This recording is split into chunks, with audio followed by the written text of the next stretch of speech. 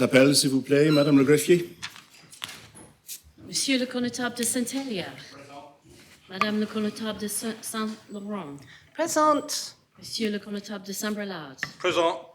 Monsieur le connétable de la Trinité. Présent. Monsieur le connétable de Saint-Pierre. Présent. Madame le connétable de Saint-Martin. Présente. Monsieur le connétable de Saint-Jean. Présent. Monsieur le connétable de Saint-Clément. Monsieur le connétable de Grouville. Présent. Monsieur le connétable de Saint-Ouen. Présent. Monsieur le connétable de Saint-Marie. Présent. Monsieur le connétable de Saint-Sauveur. Présent. Monsieur le député Southern. Présent. Madame le député Labbé. Présente. Monsieur le député Tadier. Présent. Monsieur le député Luce. Présent. Madame le député Dublé. Présente. Monsieur le député Moran. Présent. Madame le député Lehegara. Présente.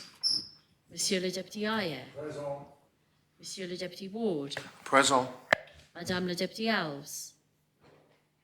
Madame le député Gardner. Présente. Monsieur le député Gorse. Présent. Monsieur le député Farnham. Madame le député Moore. Présente. Monsieur le député Mezek. Présent. Monsieur le député Joseph. Monsieur le député Balash. Monsieur le député Cole. Présent. Madame le député Poré. Monsieur le député Wall. Présent. Madame le député Miles. Présente. Madame le député Scott. Présente. Monsieur le député Renov. Présent. Madame le député Curtis. Madame le député Feltham. Présente. Madame le député Binet. Présente. Madame le député Jeune. Présente. Madame le député Miller. Présente. Madame le député Howell. Présente. Monsieur le député Binet. Présent. Monsieur le député Ferry. Présent. Madame le député Kovac. Présente. Monsieur le député Curtis. Présent. Madame le député Ward. Présente. Madame le député Wilson. Présente. Madame le député Stevenson. Présente. Monsieur le député Andrews. Monsieur le doyen.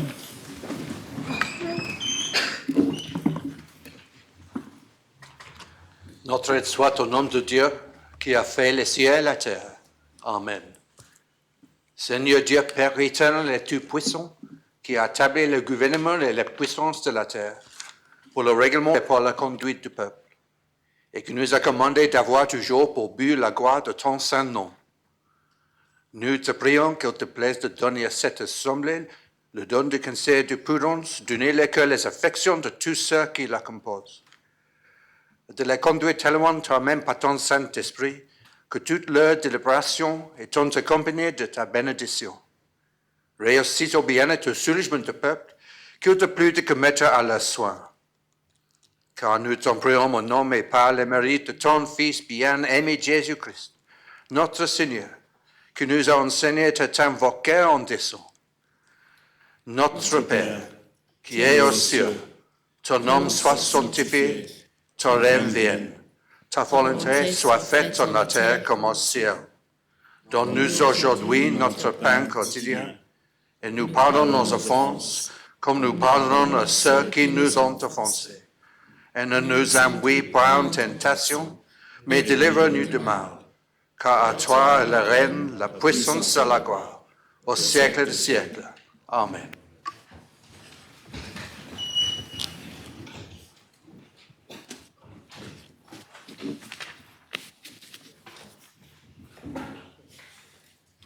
Madame le député Alves. Défaut.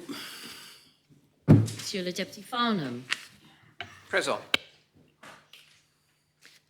Monsieur le député Joseph. Sir, may I submit as Deputy Joseph has a recent bereavement, he remarks, excusez. Yes. Défaut excusé. Monsieur le député Balash. Présent.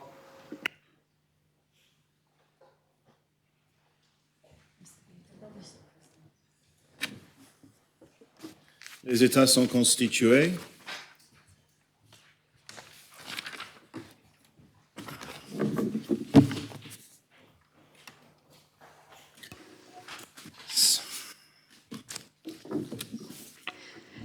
Sir, before we move to order, Yes. I wonder if I could just ask a brief question with regards to timing. Having looked at the order paper, it seems that perhaps the appointment of the scrutiny panel chair may take a little longer than it was anticipated, and this has a knock-on effect on questions without notice. Yes. I have to leave the Assembly, unfortunately, at lunchtime, so I was going to ask the Assembly if they would be happy for me to take my questions first, if we get to that point before lunch. So first in Otherwise, questions without notice, you'd like to go first as opposed to third, Chief Minister? if that's possible, sir. Otherwise, Deputy Morel, the Deputy Chief Minister, will oblige. But It does seem rather a hostage to fortune for Deputy Morel, but this has to be a matter for the Assembly because it's the reordering of business. Do you wish to make that proposition? And we'll take a very quick. yes, please. Is it seconded? Yes. All those in favour of allowing... Does anyone wish to speak? All those in favour of allowing the change in the order to please show. Those against? Deputy Morel, you live to fight another day. Yes.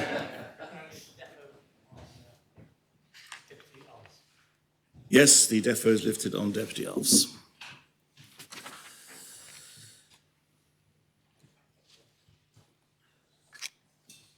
Yes. Very well. There is one subordinate enactment tabled under B. There's a number of matters presented or laid as described under Section C of the Consolidated Order Paper. The following propositions have been lodged. Development of Town Master Plan P9 2023 Amendment lodged by Deputy Mezek. Development of Town Master Plan P9 Second Amendment lodged by Deputy Curtis. Channel Islands Lottery Distribution of Proceeds lodged by the Minister for Economic Development, Tourism, Sport and Culture. Land Transaction Understanding Order 168, Andium Homes Limited Site, Kensington Place, sale to the public, deferral of approval, lodged by Deputy Farnham. We have had notice under E that the Development of Town Master Plan, lodged by the Connétable St Helier P9, has been withdrawn. Very well. We now come to item F, which is the appointment of a new chair of the Health and Social Security panel and the nomination of members to join that panel. Members will note that, as it states on the order paper, the timing of the appointment of members to the panel will be subject to the wishes of the newly elected chair when that person is identified, and indeed confirmation subsequently by the Assembly. Therefore, it may take place immediately after the appointment of a new chair, or it may take place later in the meeting, if that is possible, or indeed at the meeting in April. It will not necessarily follow straight after the election of a chair. Can I remind members that neither the Minister for Social Security nor the Minister for Health and Social Services can make or second a nomination, and neither will be able to vote if any vote is required. In accordance with Standing Order 121, I therefore invite nominations for candidates to the position of Chair of the Health and Social Security Scrutiny Panel. Yes. Yes, I'd like to nominate Deputy Rob Ward. Deputy Rob Ward. Is that nomination seconded? Are there any other nominations? Yes, I'd like to nominate Senator, Deputy Balash. Thanks. Is that nomination seconded? Yes, sir. Are there any other nominations? No. Then we move on to a selection process. The position now is that, in accordance with Standing Order 123, I will invite the candidates to speak and answer questions in the order in which they were nominated, hence Deputy Rob Ward first. Candidates will be able to speak for up to 10 minutes, and then members will have up to 20 minutes to ask them questions. The greffier will ring a bell when the candidate has been speaking for 9 minutes, and then again to signal when the time is up. The greffier will also ring a bell when there has been 20 minutes of questions. Is there a bell? Good, right. Having said that, I thought I'd better check. And there have been questions. When all candidates have made speeches and answered questions, then we will take a recorded vote, and the candidate who receives more than half the votes cast will be appointed. We will, of course, be able to use the electronic voting, and I will explain how that will work. But I would ask now Deputy Balash to withdraw from the chamber. A member of the GREF staff will escort you to a room downstairs as the standing orders provide, and you will withdraw to a place where you cannot hear the proceedings.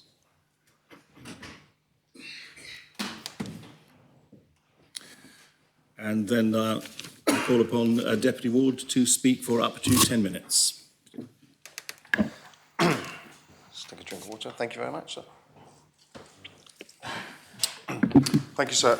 So I'm standing as chair of the Health and Social Security panel to offer my experience as a scrutiny chair, my experience of working across this assembly on scrutiny panels, and my leadership skills that come from many years of leadership experience. The process of scrutiny is vital for good governance, and I use the word governance on purpose. Scrutiny is an essential check on the work of government and the professional connection between this assembly and the wider decision-making processes of government.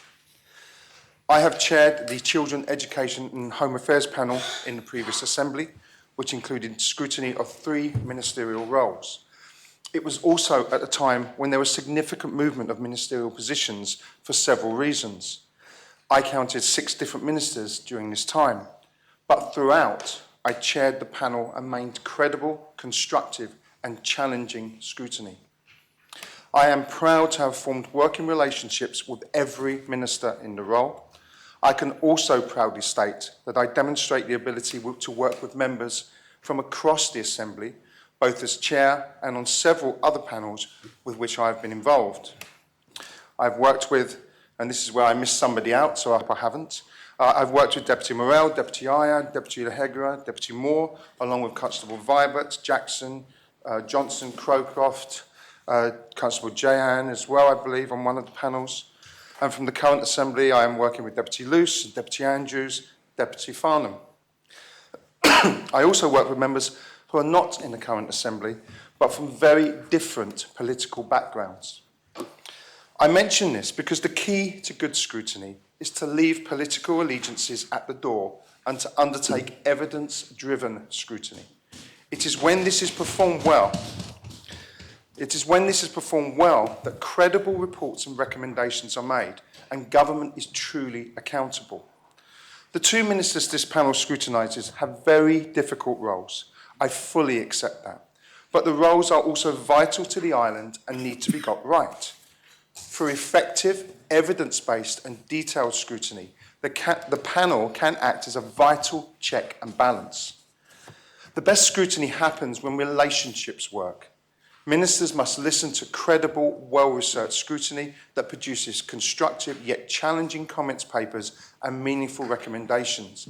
And I remind the Assembly that scrutiny has no power to force ministers to accept recommendations, only the credibility of its work. I want ministers to go away from meetings and hearings thinking that they have areas to think about in order that we do not pass poor legislation and make ill-informed decisions in this Assembly. And it is this Assembly who will make most of those final decisions. So, what is my experience? I've already mentioned the chair of the Children, Education and Home Affairs panel.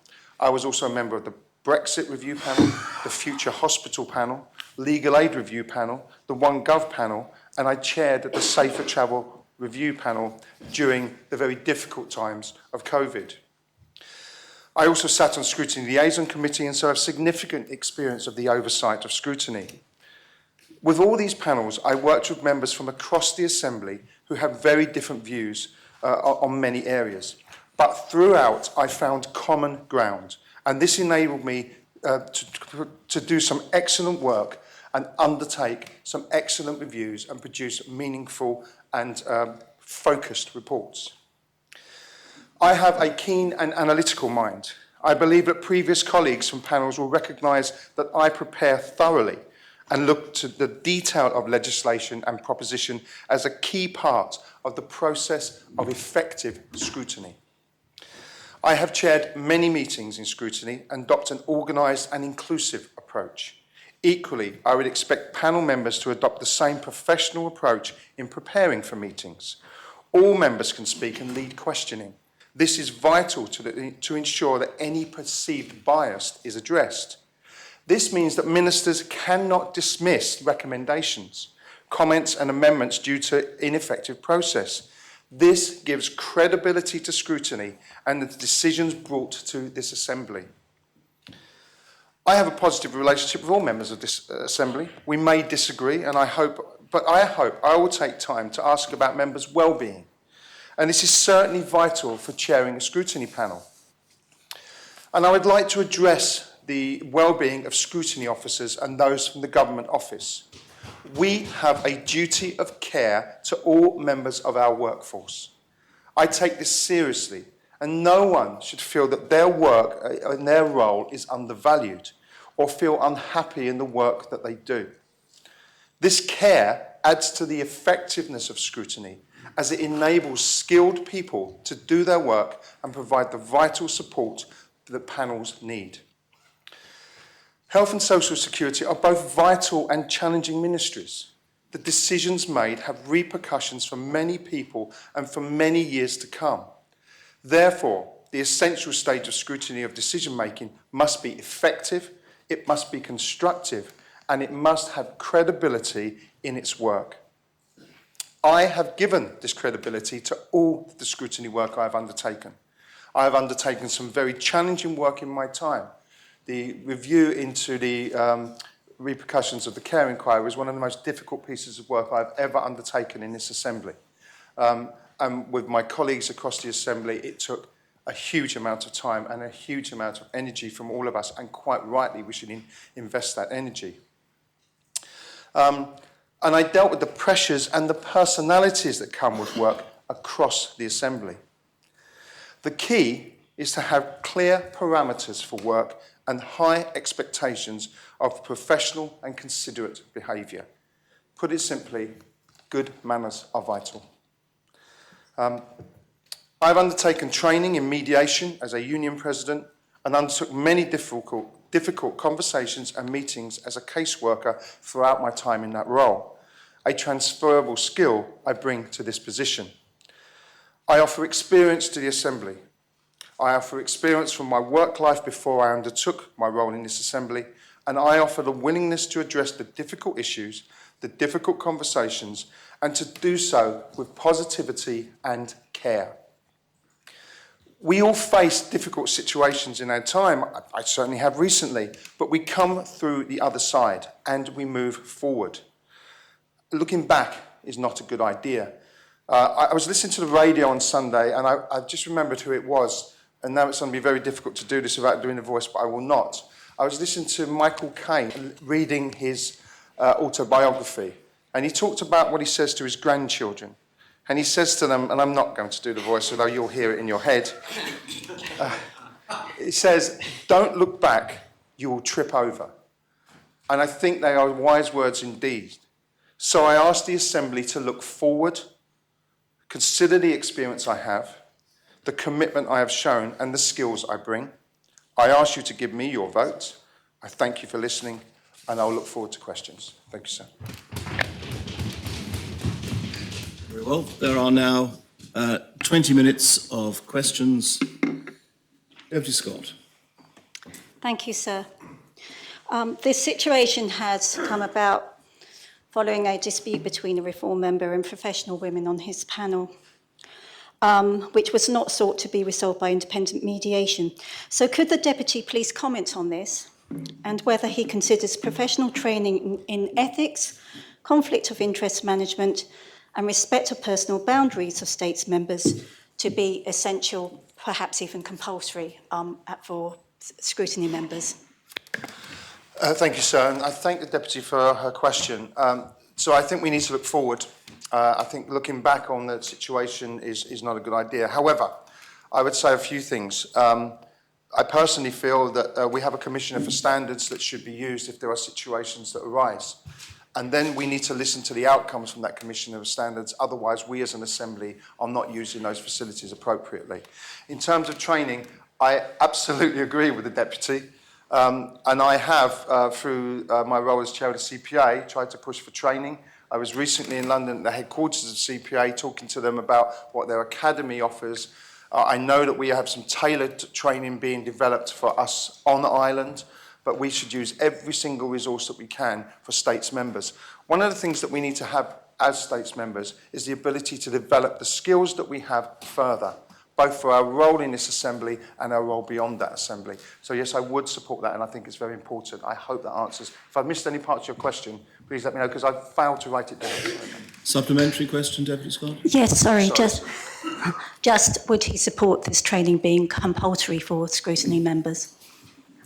Thank you, sir. And that was a really good question. Compulsory is a difficult thing to have. I would say the simplest way to address this is to deal with that sort of training as a development of our own professionalism, and we should all be professional in this Assembly.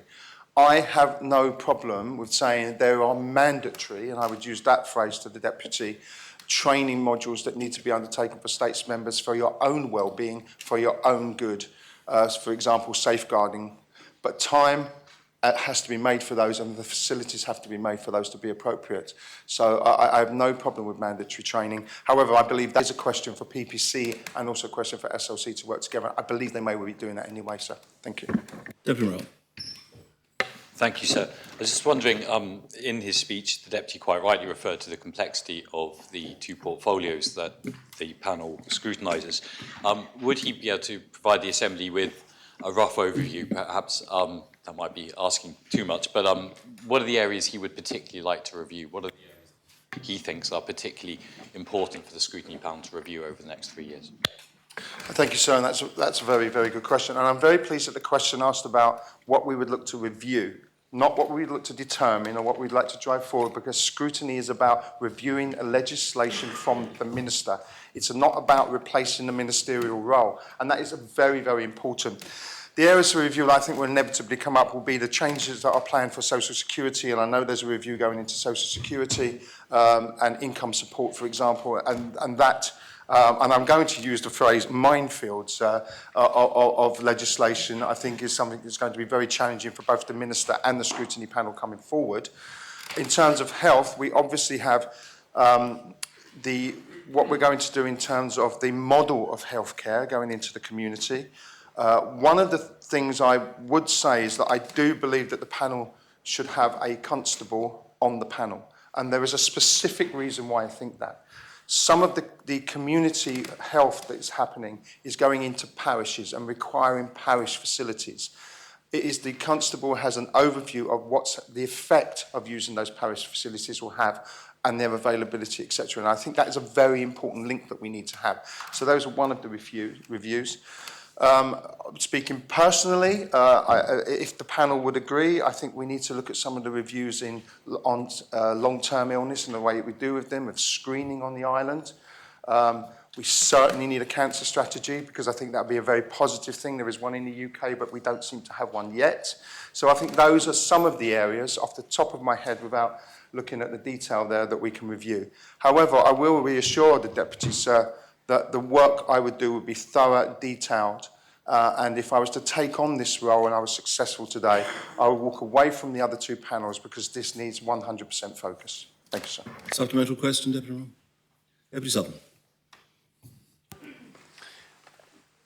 Could the candidate just tell us of his experience of health? Health is in crisis. It's in crisis worldwide. What does he see as a priority for health? Well, I'm going to say again, the priorities are to be made by the Minister. Scrutiny is about scrutinising those priorities as well. One of the issues that we see, I would suggest every day, if not every week, and it's certainly, sir, every drop-in session that we have in our constituency, are people looking at the issues that they've had in accessing health, perhaps with problems with health. And more importantly, sir, I think understanding their pathway, I'm not going to use the word journey because I don't like it, their pathway through their own healthcare. And I think that's an issue, a really big issue for people. It's about control. And it's not because everybody just is obsessed with control. Your health has to be under your control. And we need to make sure that those pathways are clear for people to pass through in order that they have access and they have a voice. We've talked a lot about a voice in healthcare, but have we seen it yet? The other thing is that there is an issue with workforce. There is no point in walking away from the difficult conversations that need to be had. That will not help anyone. Recruitment, retention, and so I would say to the Assembly, look back at the reports from the Children Education and Home Affairs Panel, recruitment, retention, and I think we referred to health in some of those because it is a wider issue. They have to be addressed. But the culture within a workforce is something that affects that retention of workers. It has not been right. I don't think so. I'm sticking my neck out by saying it has not been right. And I see lots of nods in this Assembly. That needs to be addressed effectively as much as anything else. So I hope that answers the Deputy's question. Supplemental question, Deputy Sutherland. Does any other person, any other member wish to ask a question of the Deputy Gardner? Thank you, sir. As Deputy Ward mentioned that he would welcome Constable on the panel because of the community care, what are your views on other skills across the Assembly that you would welcome to the panel, and if you would welcome also to the panel members who were previous to carry on with work that they've started? What are the Deputy's other views? Yes. Not what are your other views? Good. Yeah, thank you, sir. I thank the Deputy for the question. So there is I'm going to put a reality check in here. Let's be real about this. We do not have an excessive number of people to staff panels for scrutiny. That is not something perhaps we want to admit, but it is a truth, sir. Therefore, using the skills and resources that we already have will be essential. But this is an opportunity to press a reset button, look at where we are, look at the parameters within which we work, as I mentioned in my speech, so that it is an effective panel, using the skills and knowledge of health that we have in this Assembly, using the knowledge for a constable, for example, and to open up to anybody else who may not have thought of a health and social security panel, because remember, sir, this is social security as well, which I think the vast majority of us, when we deal with constituents, how often is it social security issues that come up, and that's not to have a go at the social security department. It's just a system that has developed over time in a piecemeal way, and so therefore I would look for those skills from across the Assembly. I would always say, if possible, that we have a balance of experience, of gender, of all of those things that we aspire to in this Assembly, because it gives a more reflective view of where we're coming from. That is a challenge, as I believe so the Deputy knows, with any panel, because of the limitations of those who are available. But I hope that answers most of that question. Have a supplemental question, Deputy? Yeah. Would the Deputy indicate if he would welcome back previous members of the panel if they decide to join? Thank you, sir. Yes, I would. And I think that's important that that happens. And it happens because we do not want to close the panel to anybody. But the parameters, and we need to have a conversation about the way that we work. I would be very clear about the way I believe a chat panel should be chaired, its inclusivity, its openness, its care for each other and for other people, and that needs to be addressed. I'd like to also address something that the Deputy earlier said, if I may, regards reform. And I'm going to say something which my colleagues might not like very much. But I think one of the reasons it's important that people are involved in scrutiny, and this is me trying to say if I am successful, please come and get involved, is that scrutiny takes you away from what could be an echo chamber of your own views. And we all have to be careful. It doesn't mean you lose your principles. It doesn't mean you lose the manifesto that you stood on. It doesn't mean you lose any of that. But what it does, it means that you go into an area which is about analysis, about evidence, and about looking at different ideas. And that is the opportunity that comes with scrutiny. That is an opportunity that can be taken if we are inclusive in the way that we address those panels. Scrutiny should not be driven by any one political idea, any one pressure group, any one officer, anything. It needs to be an independent process to have credibility. And I think, sir, that is the good thing about being involved in scrutiny in this assembly. So I hope that didn't digress too much on the question, but I wanted to mention that earlier from the question earlier, so thank you. Deputy Tadier. Thank you, sir. It follows on from a theme, and it's about transparency. I've perceived in the last 14 years that scrutiny has tended to do more and more meetings in private when some meetings, when there's no reason for doing them in private. Does the candidate believe that the underlying principle of scrutiny, particularly for collecting evidence, is that it should be done in a public forum where it can be scrutinised by the public? Thank you, sir, and a really, really good question. I think we have some, if there's anything positive to have come out of the last few years, it's the fact that we are better with broadcasting online. And so therefore presence, physical presence in meetings is not as necessary. That gives the opportunity to open up scrutiny in those meetings and those evidence gathering to a wider audience to have that public record. I think one has to be sensitive, though, to some members who would not want to give evidence in public because of the nature of what they're talking about. I know, sir, for example, when the review into mental health was undertaken, there were some really challenging pieces of evidence given that would not want to be made in public. I know when we undertook the Care of Children review panel, there was some evidence that people would not want to be given in public. Also, sir, I would say that scrutiny cannot simply be used as a method to get a message across. There needs to be some parameters for it so that it has credibility across the Assembly and can have an influence on ministers and government. So there is a balance to be had, but yes, sir, I'm more than open to more transparency is the word I'm searching for in my head in that arena. Thank you, sir. Supplemental question, Deputy Tadier? Constable Brillard. Thank you, sir. The cost of the caring for the elderly and the provision thereof is a subject of considerable concern for a lot of families who are involved. Would the candidate give members his views on how the elderly should be better cared for in the island? Thank you, sir.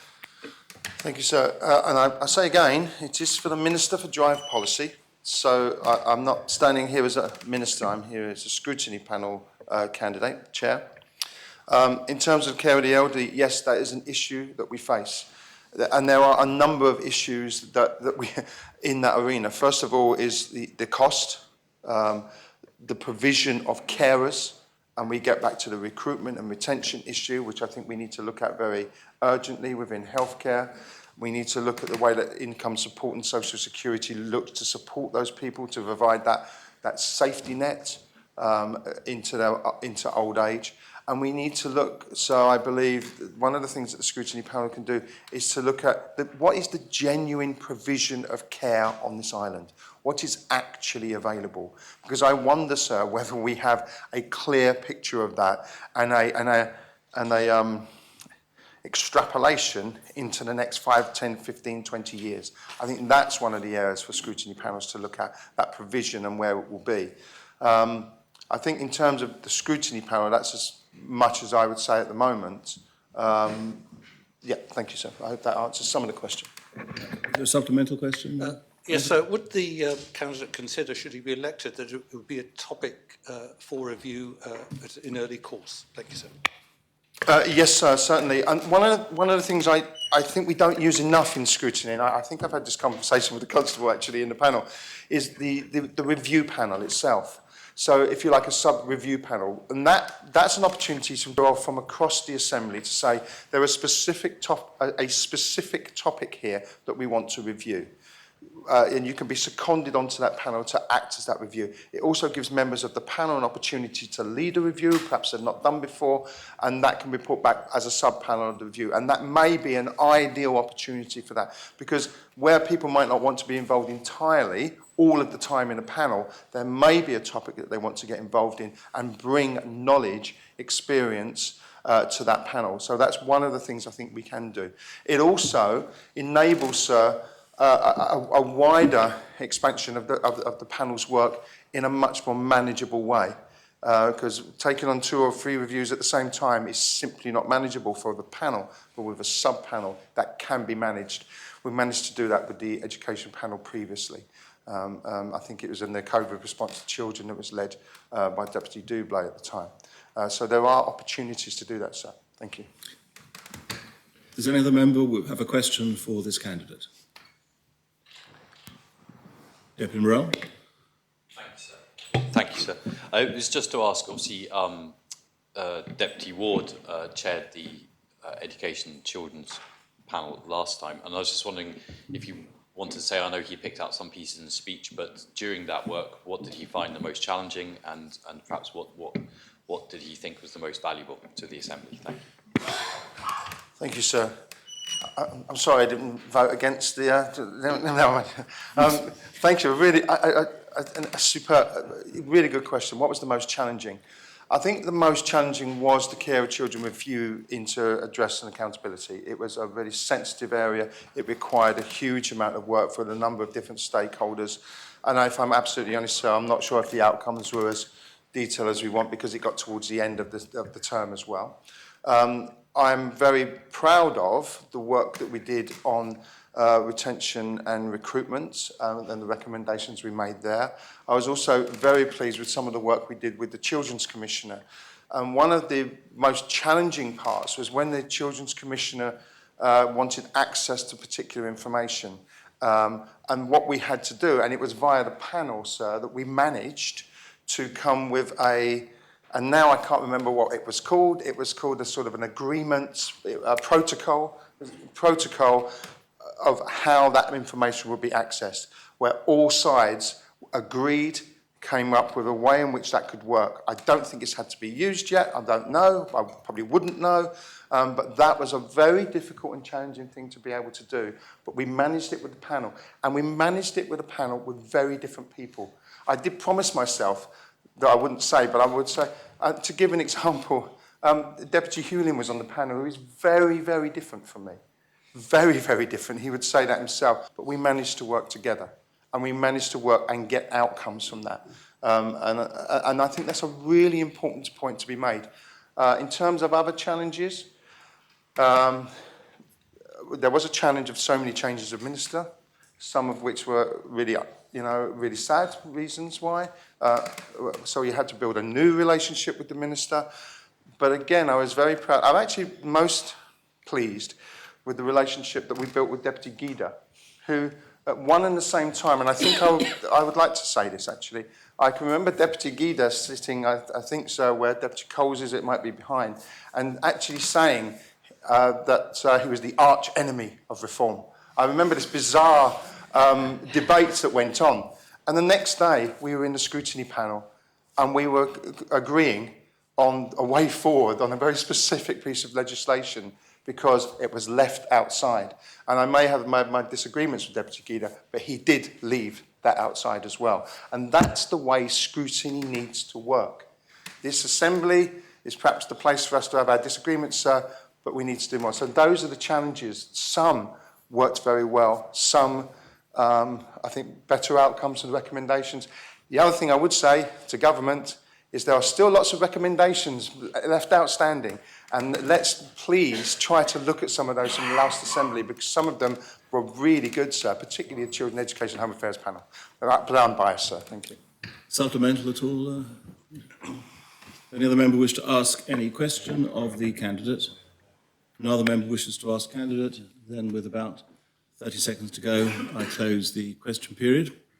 And I would ask if Deputy Balash could be invited to rejoin us in the chamber, and if you, Deputy Ward, could leave the chamber in the company of an officer of the GREF to enter sequestration for a period.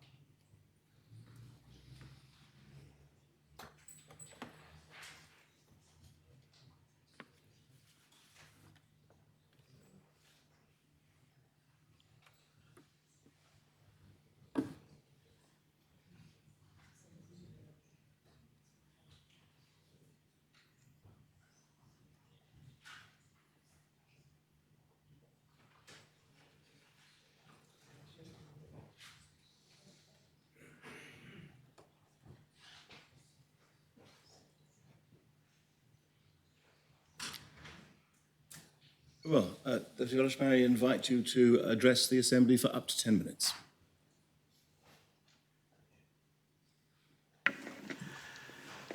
So I am not going to make a long speech because I hope that members will be aware from the no confidence debate 3 weeks ago what my approach to scrutiny is and what it is not.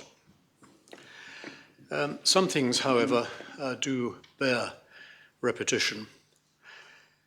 All scrutiny panels should at all times obey the Code of Conduct for States members, the Scrutiny and Public Accounts Committee Code of Practice, and the Code of Practice for engagement between scrutiny panels and the executive. All members should treat each other and government officials, and indeed anyone appearing before the panel with respect and always behave in a professional manner. I would ensure, sir, as chair, that those rules were followed, and I will come back to that in a moment. A vote of no confidence is never a very pleasant affair, but my intention, if elected, would be to put all that firmly behind us. The work of the Health and Social Security Panel is too important to be affected by disagreements of the past. I would, if elected, and subject to their agreement, intend to reconstitute the panel as it was constituted before, but without the former chair. I retract nothing of what I said during the debate, and including my view that the relationship between the panel and the Minister of Health is not broken or beyond repair. Since the debate, I have met the Minister, and we had a very constructive and useful discussion, in my view. I think we will have no difficulty in working together for the good of the health service and indeed for the good of the island. I don't promise that there will never be tense moments, but if everyone is committed to seeking the best solutions for Jersey, one cannot go far wrong.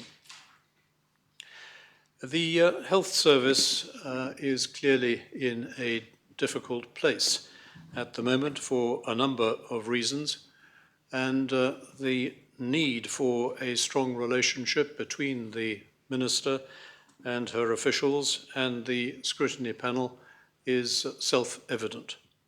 I hope that a scrutiny panel which I chaired would truly be a critical friend.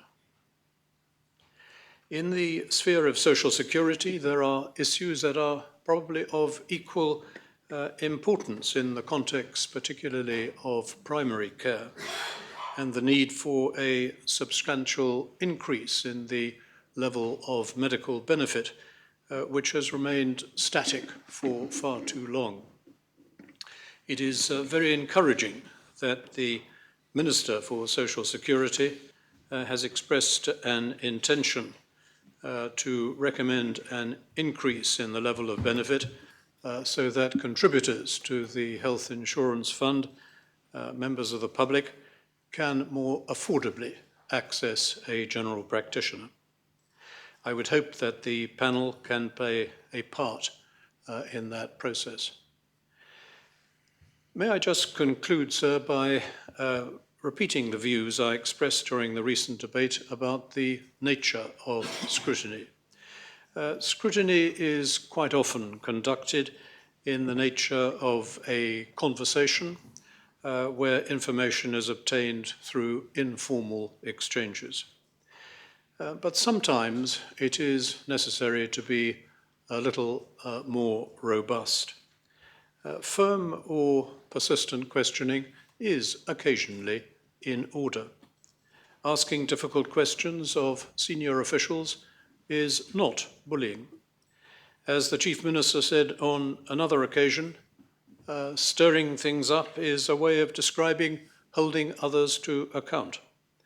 I hope that my scrutiny panel would occasionally, and if necessary, stir things up, but never in a rude or disrespectful way.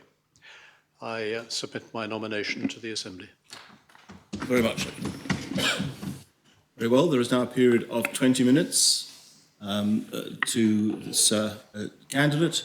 Deputy Scott. Thank you, sir. Could the Deputy please comment on the use of independent mediation to help resolve disputes between members before a chairman seeks their resignation? And could he please comment on whether he considers professional training in ethics, conflict of interest management and respect of personal boundaries of states members to be desirable to have compulsory training in this for scrutiny members?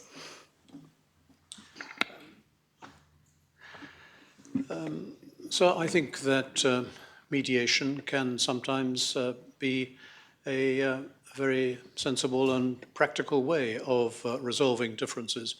And certainly when I occupied another position, I was instrumental in introducing, in the context of petty debts, a system of mediation which has taken away much of the business of the Petty Debts Court in relation to small claims. But in relation to mediation, it does generally take two to tango. Mediation can only be successful if both parties to the dispute enter the process with some willingness to cooperate and to compromise in order to reach a solution. In relation to training, I think was the second part of the Deputy's question, I would have hoped that most members would not need training as to how to conduct themselves in relation to each other and in relation to officials. It seems to me, in general, to be a matter of common sense and a matter of what is reasonable. But it may be that training of some kind would be useful. I certainly wouldn't close my mind to it if it were suggested. Supplemental question, Deputy Scott. No, thank you, sir. Conor Saviour. Thank you, sir. It's a question and a question of clarity from the candidate. I believe the candidate said that he would reconstitute the panel without the former chair. Was that inference meaning without the former chair as chairman, or that the former chair would not be welcome on the panel? We are a very diverse assembly, sir. It was just for clarity there. Thank you, sir. No confidence is about no competence. Well, I think it's clear that the former chair would not be the chair of the panel because he has not put himself forward as a candidate. But I think that sometimes in life one has to acknowledge realities, and the ideal is certainly to have a scrutiny panel which can work together harmoniously. And I think that for the time being, it would not be my intention to invite the former chair to be a member of the panel. Supplemental question, Conor Saviour. No, I thank the candidate for the answer, sir. That is ultimately... No, that's a speech. Yeah, sorry. I was going to call something else. Thank you. Sorry, you were offered a supplementary question. Thank you, sir. I asked a similar question to the other candidate. I noticed this candidate talked about obtaining evidence through informal conversations with the minister. or with ministers. Does the candidate accept that the basis of scrutiny when it was set up is that it should be, wherever possible, done publicly and transparently, so that not just the minister is held to account, but the panel itself is accountable? And would he ask the question whenever there's a suggestion to have private briefings, that he and panel members ask why briefings are public and if they could be public? It's an interesting question, sir, and certainly the Code of Practice records that in general the scrutiny panel should sit in public, but the Code of Practice also records that the panel can sit in private where it's necessary to ensure a free exchange of views. And I think each case really has to be considered on its merits. I agree that in principle, the panel, when it's gathering evidence, should be sitting in public, but that can't always be the case. Supplemental question? Deputy Sutton. Thank you, sir. Could the candidate tell us of his experience in chairing a scrutiny panel? I do beg his pardon, but I didn't hear the question. Could the candidate tell us of his experience in chairing a scrutiny panel? Could he? Chairing a scrutiny panel. His experience of chairing a scrutiny panel. Have I got experience of chairing a scrutiny panel? That's as I understood the question, yes. Well, clearly, I do not have much experience of chairing a scrutiny panel. I have chaired the panel since the debate 3 weeks ago, and we had a quarterly questioning session with the Minister of Social Security, which, so far as my perspective is concerned anyway, was a very successful and helpful exchange of views, and I don't think any difficulties arose during the course of that hearing. I don't anticipate having any difficulties in the course of any further hearings either. Supplemental question, Deputy Sutton? No, thanks, sir. Deputy Farnham. Actually, sir, my question was very similar to Deputy Tadier, sir. Thank you very much. Conatable St Brelard. Thank you, sir. The cost of caring for the elderly and the provision thereof in the island is of great concern to many whose family members have to be involved. Is it the candidates, would it be the candidates' intention, if elected, to conduct a review into this situation at present? Thank you, sir. I don't know whether the questioner is intending to refer to the recent events regarding the Les Amis charity, but it does seem to me that something has gone wrong in that respect, and I would certainly be recommending to the scrutiny panel, if I were elected, that a review into that issue should be conducted. Supplemental question? No, thank you, sir. Deputy Morell. Thank you, sir. And again, I asked this question of the previous candidate. Would the candidate please tell the Assembly or explain to the Assembly the areas that he feels, as chair, he would like to direct the panel to undertake reviews into, and kind of the key areas of scrutiny that he believes need to be looked into? That is a difficult question because the range of issues which the Minister of Health is having to confront at the moment, and indeed, if one looks at her policy statement, the Minister of Social Security as well, is extremely large, and the resources of a scrutiny panel are limited, and therefore one has to be very selective.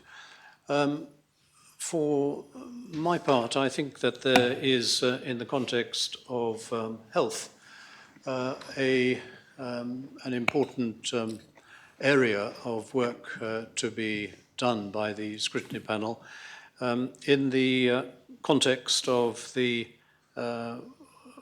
way in which the Jersey care model has been abandoned and restructured up to a point. The panel last week or a few days ago, in any event, had an interesting meeting with the former chair, or still the chair, I think, of the Scrutiny Panel Independent Oversight Board, and whose report published in February, which I'm sure members will have seen, gave an extremely clear exposition of what had gone wrong with the Jersey care model and what he thought ought to take place in the future. So that is an area which, it seems to me, with the Health Minister, needs to be explored. In the context of social security, it seems to me, and I said this in my opening speech, that the question of medical benefit and the affordability of going to see a GP is a really pressing issue which needs to be addressed. Medical benefit has not been increased for over 10 years now, and the cost of going to see a doctor has become increasingly high.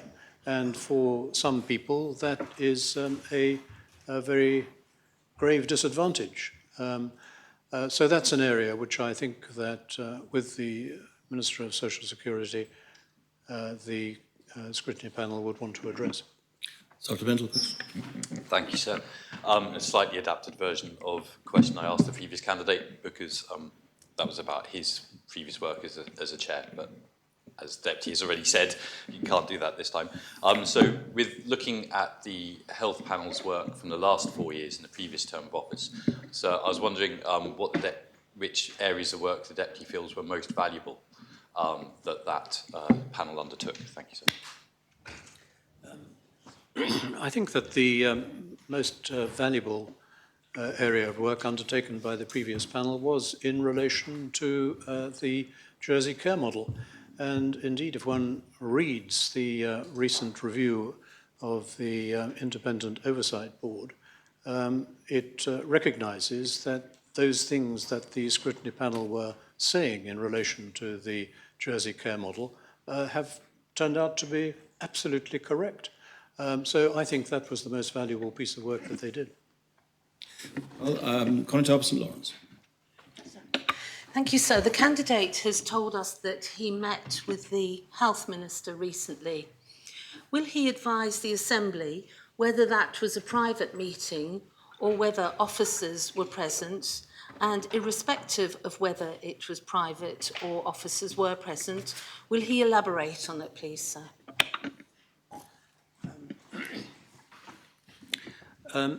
It was a private meeting, because it was a private meeting, I don't think it is appropriate for me to elaborate on exactly what was said by the Health Minister or by me. The purpose of the meeting was to ensure that relations between the Minister and any scrutiny panel which I chaired in the future was one that was harmonious and conducive to good scrutiny and good work. Supplemental question, Conatapa? Yes, please, sir. Has the candidate had a similar meeting with the Social Security Minister? No, I have not had a similar meeting with the Minister of Social Security, although I'd be very happy to have one if she would think it would be helpful. The purpose of meeting with the Minister of Health was to try to get over some of the issues which had emerged during the recent no confidence debate, and those issues did not emerge in relation to social security. Deputy Gardner. Thank you, sir.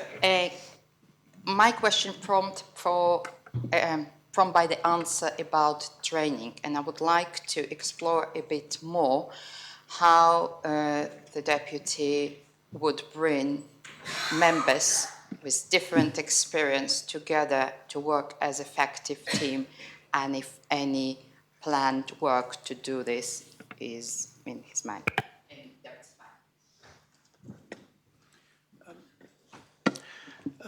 I must confess that I have never found it difficult to work with people of different political persuasions, different characters, and different approaches to life. As I said in answer to an earlier question, if training can be shown to be valuable, then I would certainly be willing to go along with it. But I think that so often in life, these things are really common sense and come down to a question of tolerance and the ability to work with other people. And I don't feel, others may feel differently, but I have never felt that I have any problem in that respect. Supplemental question, Deputy Garden? Yes, thank you. So would the Deputy consider training how scrutiny works, how it works in other jurisdictions, how you conduct public hearing and answering questions to get the best possible results? There are so many different options to make sure that scrutiny works effectively. Is it any one of optional training Deputy could consider can benefit his panel? I'm sorry if I didn't really understand the Deputy's question properly in the first respect. I certainly think that gathering information about how scrutiny works in other places is extremely valuable. The Health Scrutiny Panel under Deputy Southern had made arrangements to go to Westminster to investigate the workings of select committees at the beginning of March, and I was very disappointed actually that came to an end because of the difficulties of which members will be aware. But I would certainly hope to resurrect that plan and see whether a visit to Westminster can be arranged so that we can benefit from the experience of select committees and how they work across the political divide and involving members from very different political persuasions. Supplemental question? No, that was your supplemental question. Deputy Felton. Thank you, sir. Some of the major issues facing the Health Department in particular are around staff. Some of those include recruitment and retention and also workplace culture. The candidate is currently on the State's Employment Board. Does he consider that his position on the State's Employment Board may give rise to some conflict of interest within this role in scrutiny?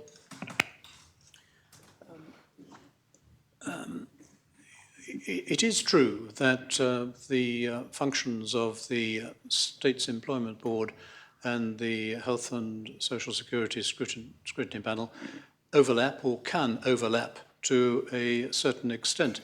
But that doesn't necessarily mean that there is a conflict of interest in sitting on both bodies.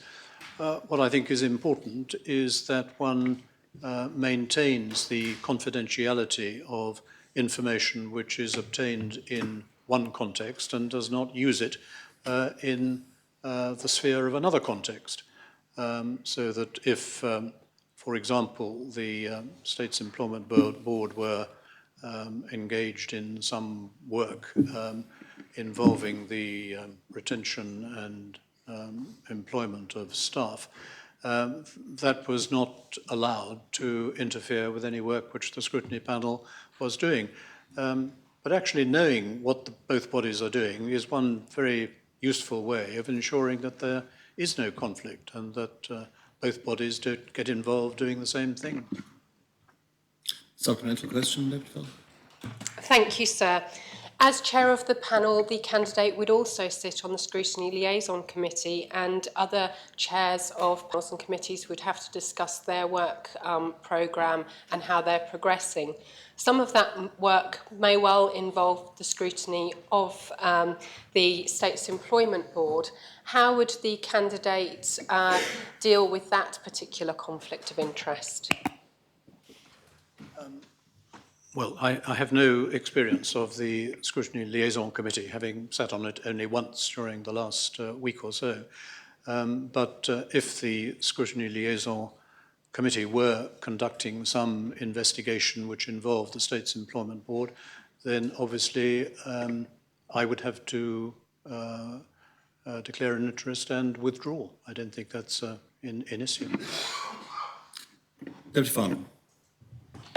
Does the candidate believe in complete openness and transparency, sir?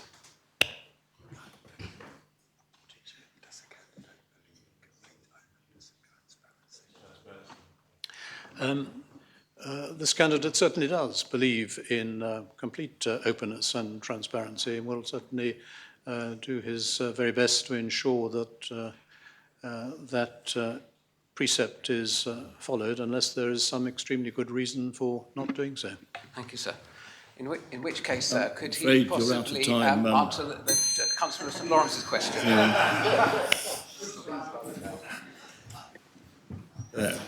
Thwarted by the bell, I'm afraid, Deputy. Could we invite Deputy Ward, Deputy Rob Ward, to return to the chamber, please?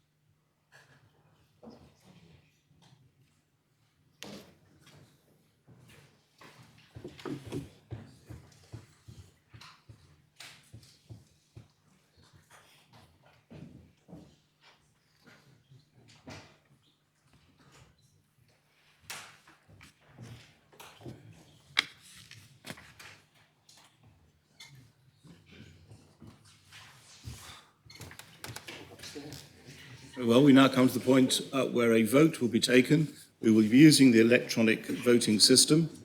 If members wish to vote for Deputy Rob Ward, they should press the pour button. If they wish to vote for Deputy Balash, they should press the contre button. So pour for Deputy Ward, contre for Deputy Balash. And I ask the greffier to open the voting and members to vote.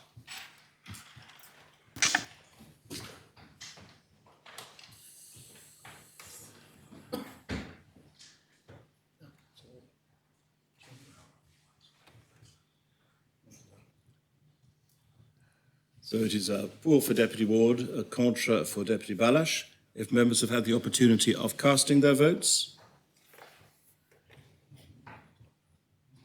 then I ask the greffier to close the voting.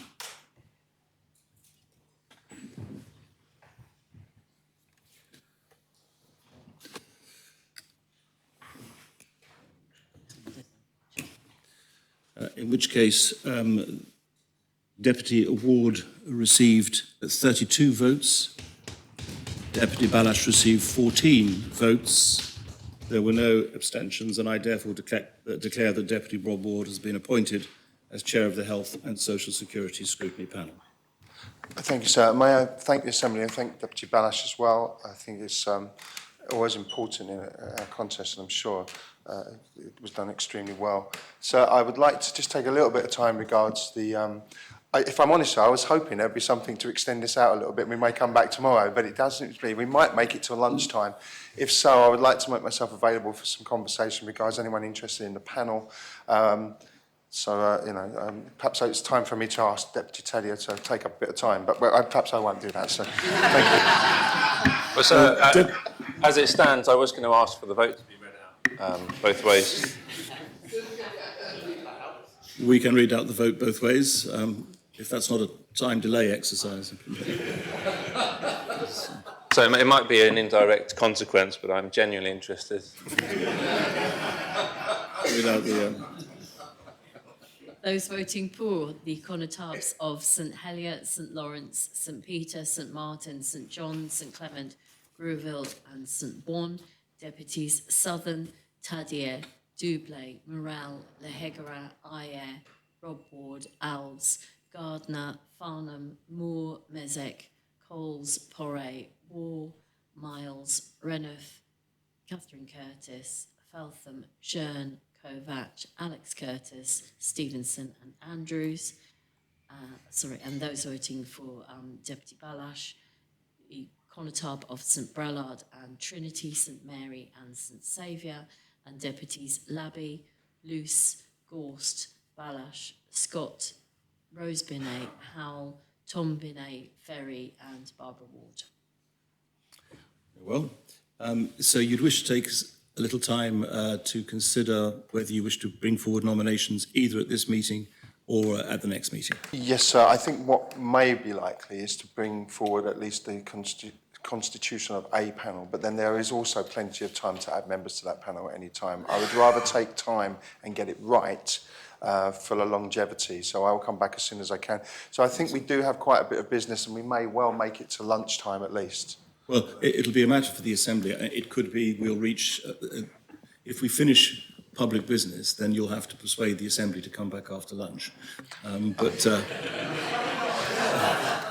if we don't, then there will be a natural So lunch. I will make myself available in the tea room as soon as I possibly can. Thank you, sir. Very well.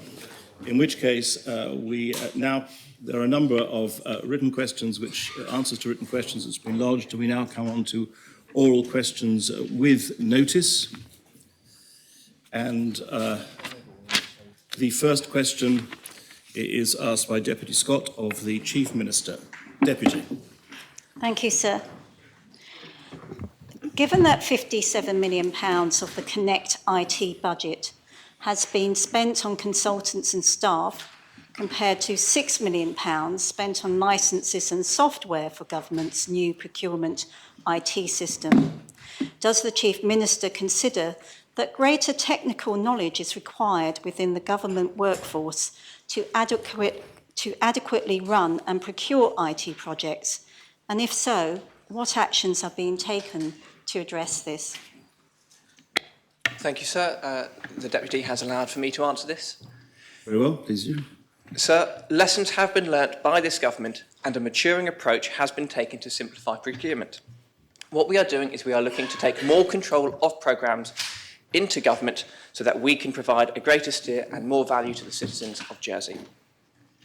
This approach is to use more internal business resources and technical expertise, and we've evidenced this in the way that we have run different programmes more recently, including the procurement of the electronic patient record system, which is using a greater amount of SME expertise from health staff and specialist consultants.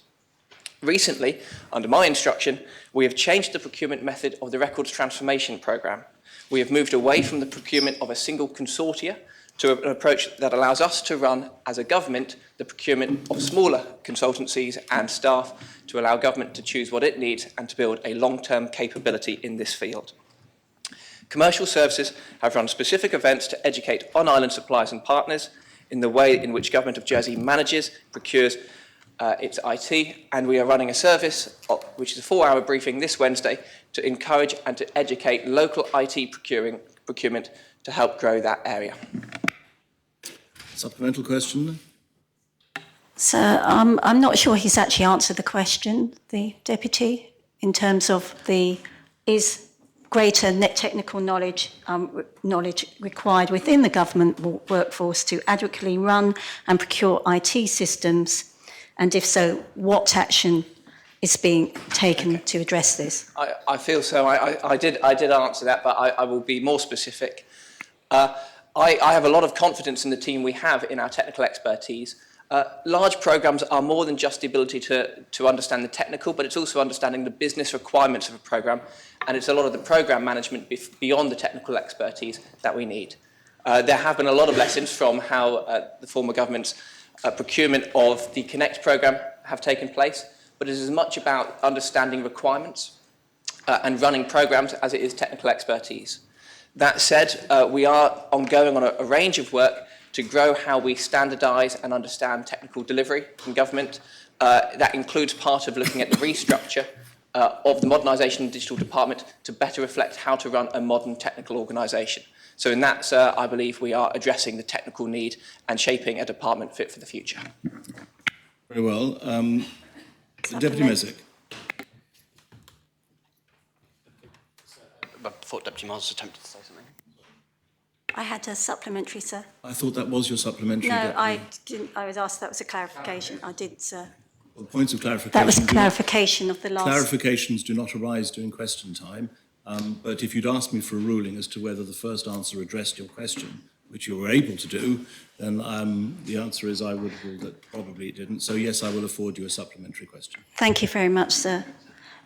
So could I just clarify with the deputy in terms of his answer whether he is saying that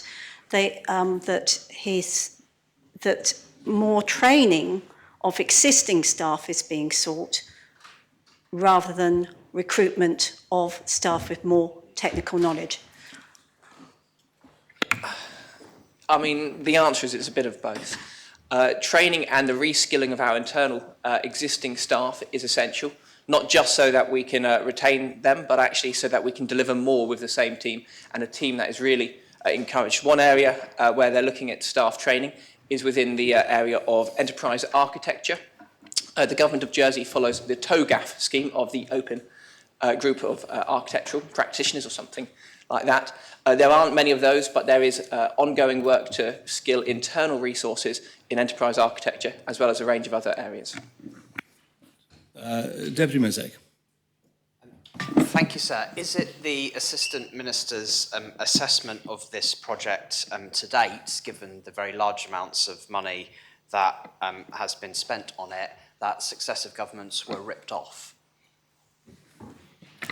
Thank you, sir, and I thank the Deputy for his question. I think the government hasn't been a very mature procurer of technology and programmes, as I referenced in my original answer.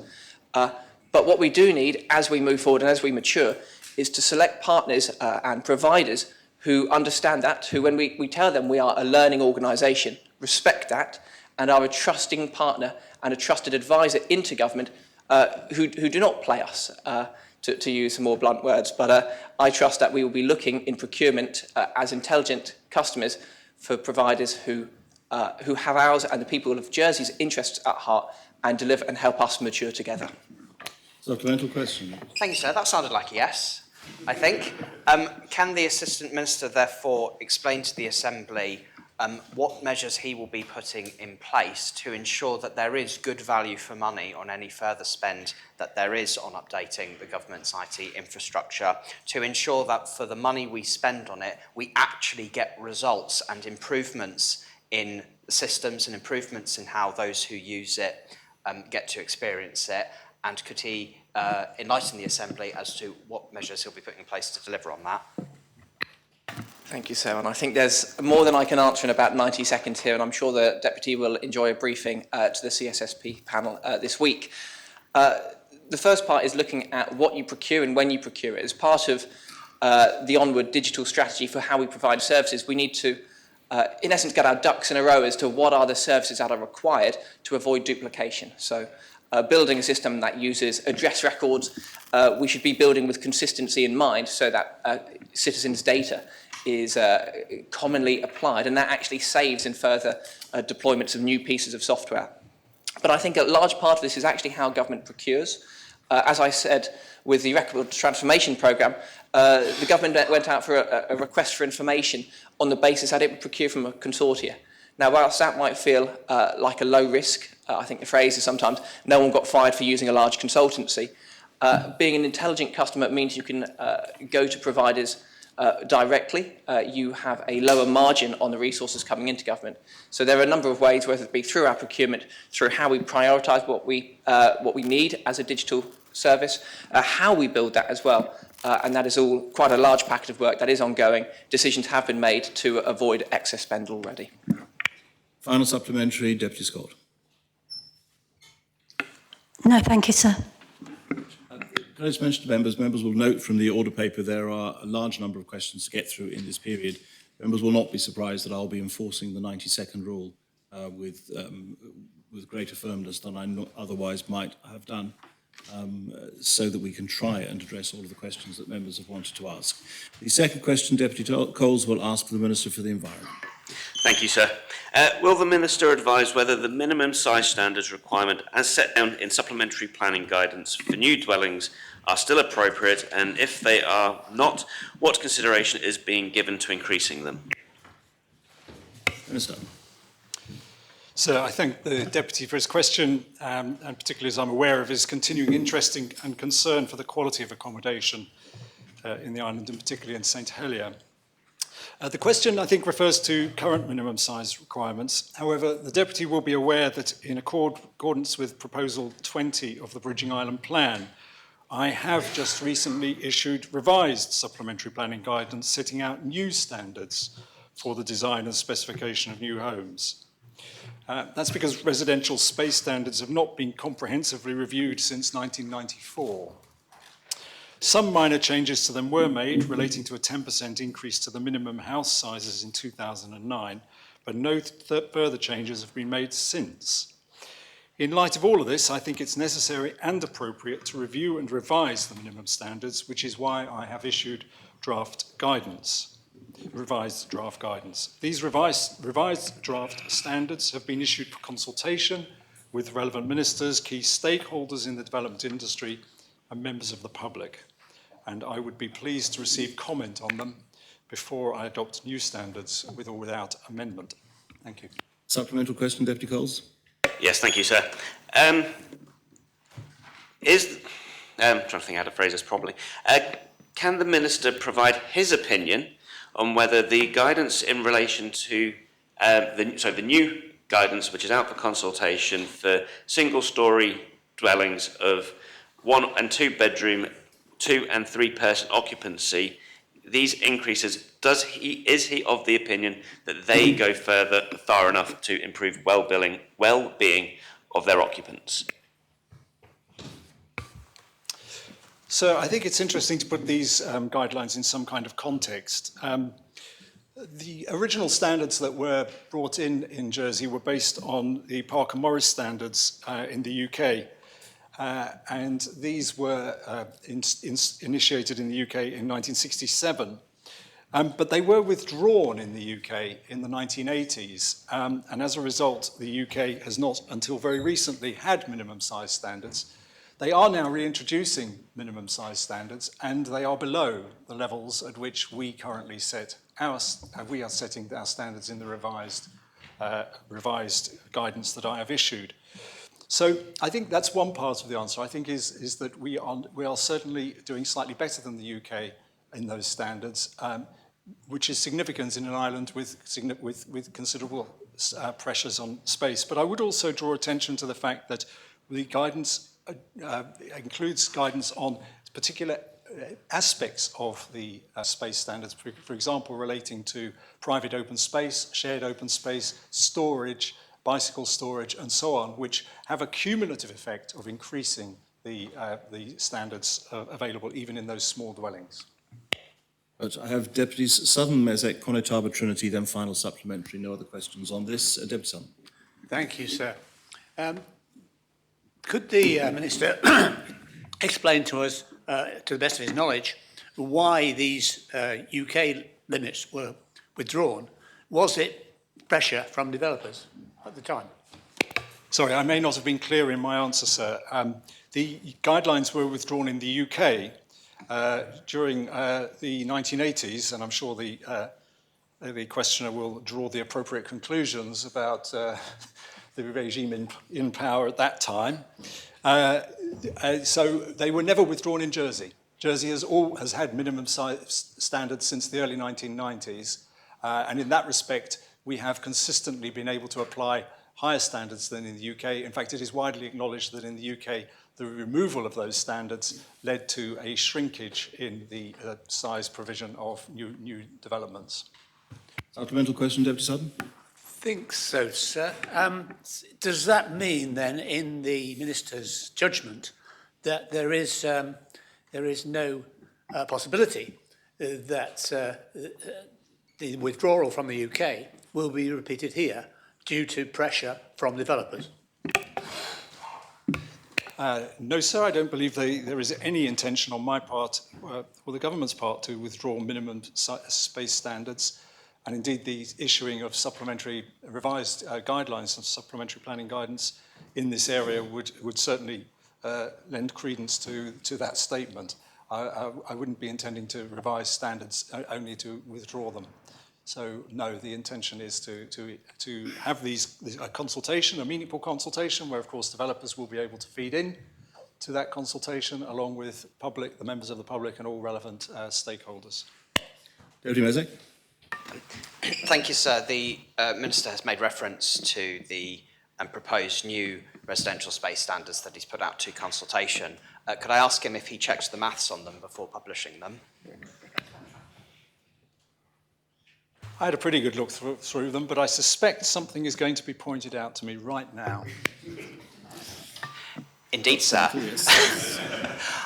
The very, very first one on the list, which is for one-bedroom property for single-person occupancy, says that an increase of 34.5 square metres to 40 is an increase of 4.5.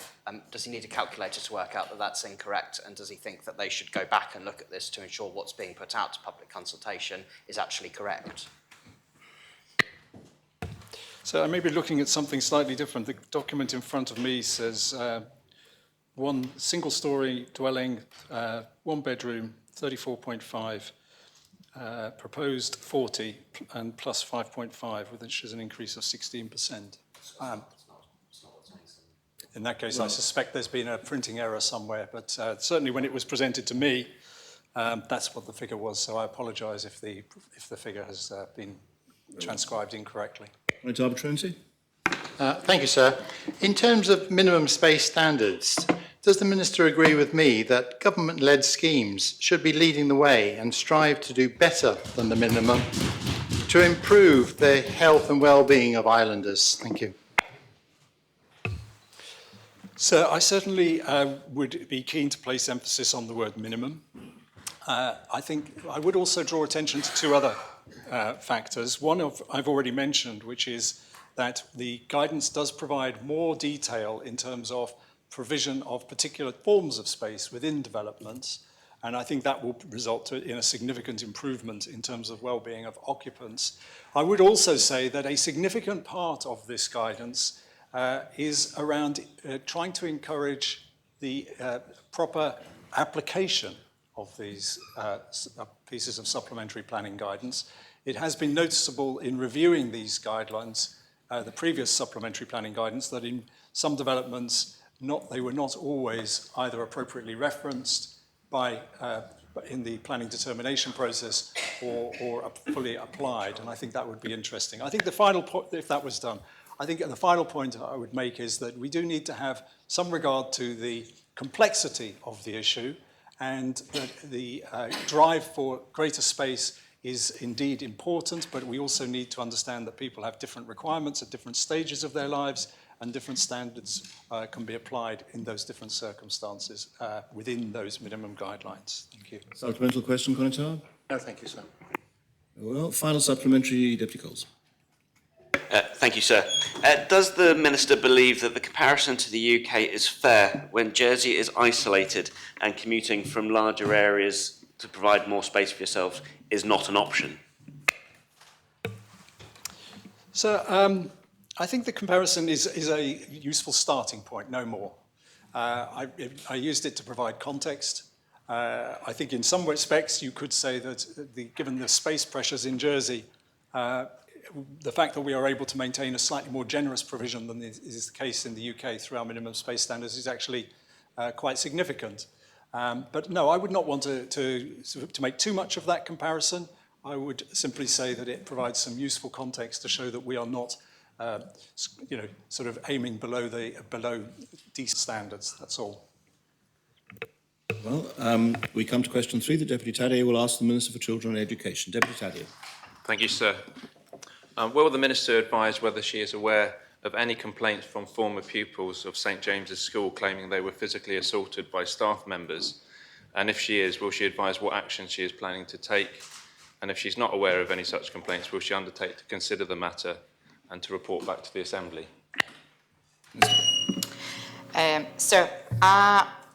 Thank you for Deputy for his question, because it took me time to look what happened. I needed to go back to the history. So I'm aware that the Jersey Redress Scheme, which closed the application in August 2020, received a small number of inquiries about whether alleged abuse or harm at St. James would fall under the terms of the scheme, but it didn't fall under the terms of the scheme, and it were inquiries. So, and an event that I will receive complaints, because personally I'm not aware about the complaints, I would seek appropriate advice and discuss this further with the Chief Minister and the Council of Ministers at the first instance. Supplemental question. Thank you, sir. So I welcome that response, and in particular the acknowledgement that this isn't something that will simply need to be addressed potentially by her department, but by the Chief Ministers as well. And I will simply, I suppose, ask whether she seems to have acknowledged the fact that the redress scheme didn't cover St. James's because it wasn't technically a care setting, but does she accept that many of those who were at St. James's weren't in an ordinary school, and they were there because they had more complex educational and emotional needs, and that they seem to have been, on the face of it, let down by the government of the day with the provision that they and the experiences they went through?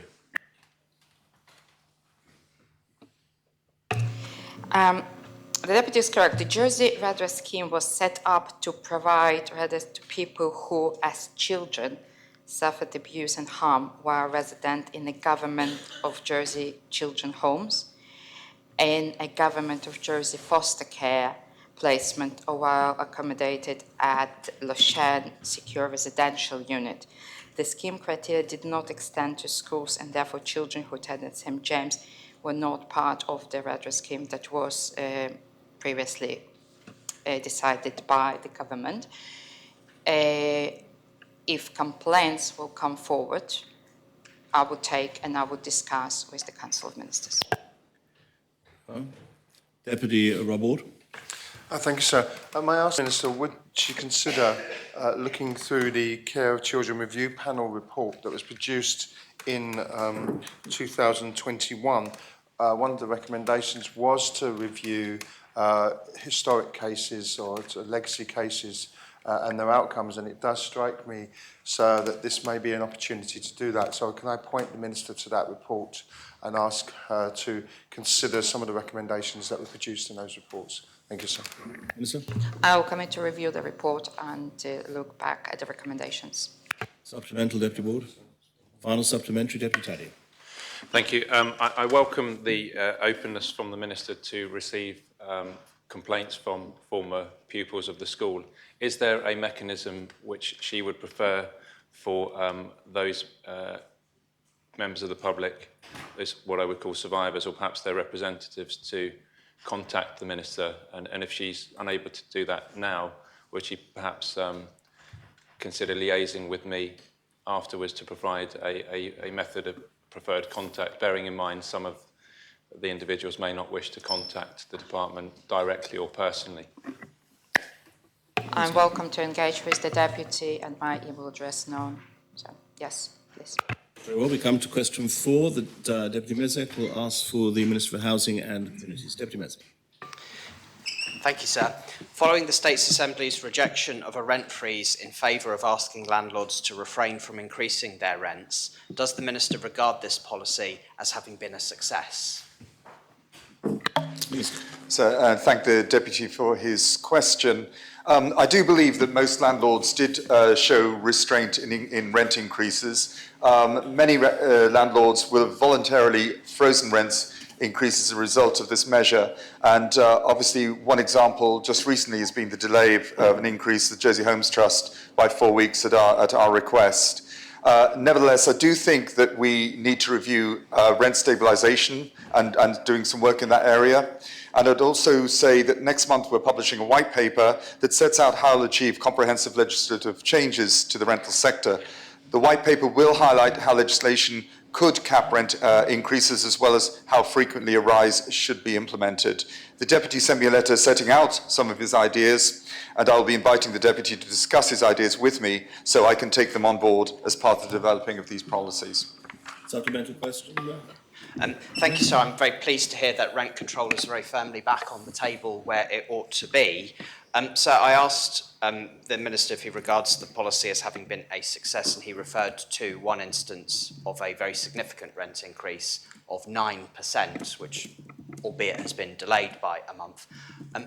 Does he think that situation could have been handled better to prevent a 9% rent increase being imposed on so many tenants? And is he aware of other instances, either in social housing or the wider private sector, where very difficult increases are being imposed on tenants who have no agency to oppose them during a cost of living crisis? And does he regret the way that this has been handled up until this point? So, thank the Deputy for his question. I think it's become very apparent, and from the discussions at last night's meeting, was the issue around our social housing providers, that's outside of Andium Homes, and the lack of a definition. We must recognise that there is a law in place which caps rents at 80% of private sector rent levels, which is currently acknowledged. However, given the discussions that took place last night, I have to say my eyes were opened as to some of the, I'm trying to think of the word is right, excesses, maybe that's not quite the right word, how my impression of what a social housing provider's commitments should be and what they actually deliver, there is some gap. And that's why I think it's very healthy that we're bringing in a white paper, why we are looking to update the residential tenancy law by the end of this year, and why we'll be engaging with this Assembly. Well, I have Deputy Rob Ward, Deputy Southern, Deputy Alves. No further questions until the final supplementary. Thank you, sir. Yep. So may I ask the Minister, can I ask the Minister what his view is of the reasons for constant rental increases? There seems to be a yearly habit, and it seems to be taken as necessary when there was nothing being provided other than the home. So does he agree that perhaps we should look at freezing rents and stopping increases for a time in order that people can catch up a little in terms of their incomes? Thank you, sir.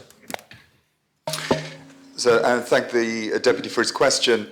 It sounds very plausible and very reasonable. What we have to say is there are two sides to that coin. There is the cost of the landlord in maintaining property, as well as obviously the tenant having to make some contribution towards that cost. My concern with rent freezing, as has been seen in other jurisdictions, is that the quality of accommodation falls because properties are not kept up to date, because landlords can no longer afford to maintain properties. So this is why, and obviously we currently living in a high inflation time, and so those increases appear to be greater now than they have been in the past. Supplemental, Deputy. Thank you, sir. So it was clear from last night that many of these so-called repairs and upkeeps are not being undertaken. Would the Minister look into a system whereby when these are not undertaken, then there is a freeze in rent? Because it's clear that that is not the reason, sir, for increases in rents. The reason for increases in rent is simply because many people can increase their rents and make more. Thank you, sir. Thank you, sir, and thank the Deputy for his comments. My colleague here is going to be bringing in some legislation which is going to be, I'd just like him to clarify me the exact title of the piece of legislation. Licensing of private rentals, so I don't want to get that wrong in this Assembly, which will endeavour to make sure that we do monitor the standard of accommodation. I appreciate that last night, as I said to you before, was an eye-opener. It highlights that outside of Andium, where we don't have control in the social housing sector, there appear to be things going on which we were not aware of. I was certainly not aware of, and which is why it's so important that the white paper, which is coming up for discussion, and I'm also looking to have an in-committee debate within the Assembly as well, is such an important bit of legislation coming forward and bringing our sort of residential tenancy law up to date and fit for purpose. Deputy Sutton. Thank you, sir. What evidence does the Minister have for any restraint on rises in the private sector, the rental market? So I thank the Deputy for his question. I would like to, can I come back to you on that one when I have some more information for you and I'll answer your question directly? Can I come back to the Deputy? Deputy, sorry. So I'll come back to the Deputy. Can you come back to that today, sir, or some other time? Because the question is about evidence now. I think he said The Deputy, there shouldn't be an exchange. The question related, the Deputy, to evidence. If you have available evidence now, the answer is, what's the available evidence? If you don't have it now, the answer is, I don't have it now, presumably, and I will come back to you with it. We'll come back to the Deputy. Thank you, sir. I will come back to the Deputy later. Supplemental question, Deputy Sutherland. Deputy Alves. Thank you, sir. Well, following on from Deputy Sutherland's question there, I can inform the Minister that just in the last week I've received and seen with my own eyes somebody who has been given a 12.7% rent increase in the private sector by an estate agent, obviously following the RPI figures. Now, obviously, this person is not getting a 12.7% increase in their wages. So what advice would the Minister give for somebody facing something like this, who will probably have to look at moving or other sources of funding to fund this massive increase in rent? Thank you, sir. So I thank the Deputy for her question. I would suggest that that individual gets in touch with us directly, in touch with me directly, and we establish whether there is any support that can be given to this individual. And please can you request this particular individual to get in touch with me directly? Please, could the Deputy? Very much. Supplemental? Yes, please, sir.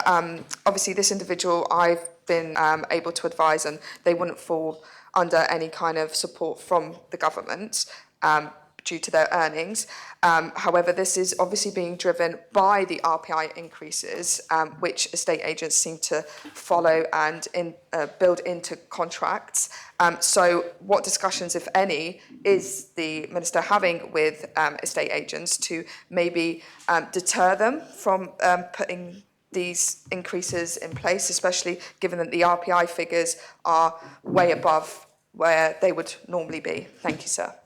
Thank you, sir. Thank the Deputy for a question. I'm not currently in discussion with any estate agents. That's obviously, it's a private sector market. They determine the increases that they're going to apply, and I don't think the government could step in those situations. But I just come back to the Deputy and say, please, we are always interested where extremes occur or appear to be occurring, and I would very much like to hear the evidence of that, because clearly this kind of activity will help us inform the law and get us a better law at the end of the day, which is what I think this Assembly wants. Well, we come now to question 5, the Deputy Sir, Alves. am I not offered a final supplementary? I beg your pardon, you're quite right. Yes, Deputy Mezek, final supplementary. Thank you, sir. It sounds like from the Minister's answers that we are slowly getting there. So will the Minister take the opportunity, having heard from some of the examples like what Deputy Alves has just put to him, to say that it would be an appropriate measure to pass a law that places a cap on how much rent can be increased in the private sector when there is no justification for rents going up, to protect tenants from predatory behaviours when they're stuck in homes that they can't leave and have no choice but to cough up when there isn't support available for them through the income support system? So I thank the Deputy for his question. I'm afraid the answer is no. I'm not going to step into the private sector and tell them what rents to charge. This is why, as a strategy, we are, as a government, building significant numbers of homes at the moment, despite some of the recent planning committee decisions. And that is about trying to get more homes out there to enable to give more choice. And I think by giving more choice, individuals will be able to get better offers and find themselves in better situations. But I say I'm not about to go around capping private sector landlords. Come to question 5. The Deputy Alves will ask the Minister for Health and Social Services. Deputy Alves. Thank you, sir. Will the Minister advise which hospital professionals can issue sick note certificates to patients, and how, if at all, the issuance of certificates is monitored? Thank you. Minister. Thank you, sir. Yes, I can advise the Deputy that any registered medical practitioner can issue a sick note certificate to patients. Each script is numbered and sent to customer and local services, and that department is responsible for monitoring them, as they are responsible for issuing the sickness benefits that goes alongside the certificate. If the Deputy would like any further information on how this system operates, I would like to suggest perhaps maybe the Minister for Social Security and officers in her department would be the best place to go to. Supplemental question, Deputy? Yes, please, sir. I assume that the registered medical practitioners does not include things like physiotherapists. So does the Minister believe that it's fair for those who have a long-standing injury, for example, such as a broken or severely damaged limb, and are being seen by these physiotherapists or similar professionals quite regularly in the hospital to manage treatment, have to still go to their GP and pay a fee to then get a sick note for something that they know they won't recover from for a number of months? Thank you, sir. Thank you, sir. Yes, I mean, clearly in terms of the impact on the cost of accessing a certificate is an issue that is related to the way in which we've discussed about costs of GP payments, but I'd certainly be happy to look into this with my colleague, the Minister for Social Security. Deputy Rob Ward. Thank you, sir. And apologies, the Minister's already answered this. I just missed it. But will sick notes be available from what one would call specialist nurses? Because there are a number of specialist nurses there who provide direct appointments and care for people with long-term conditions. So would the Minister say whether they can produce sick notes? And if not, would she look at doing that?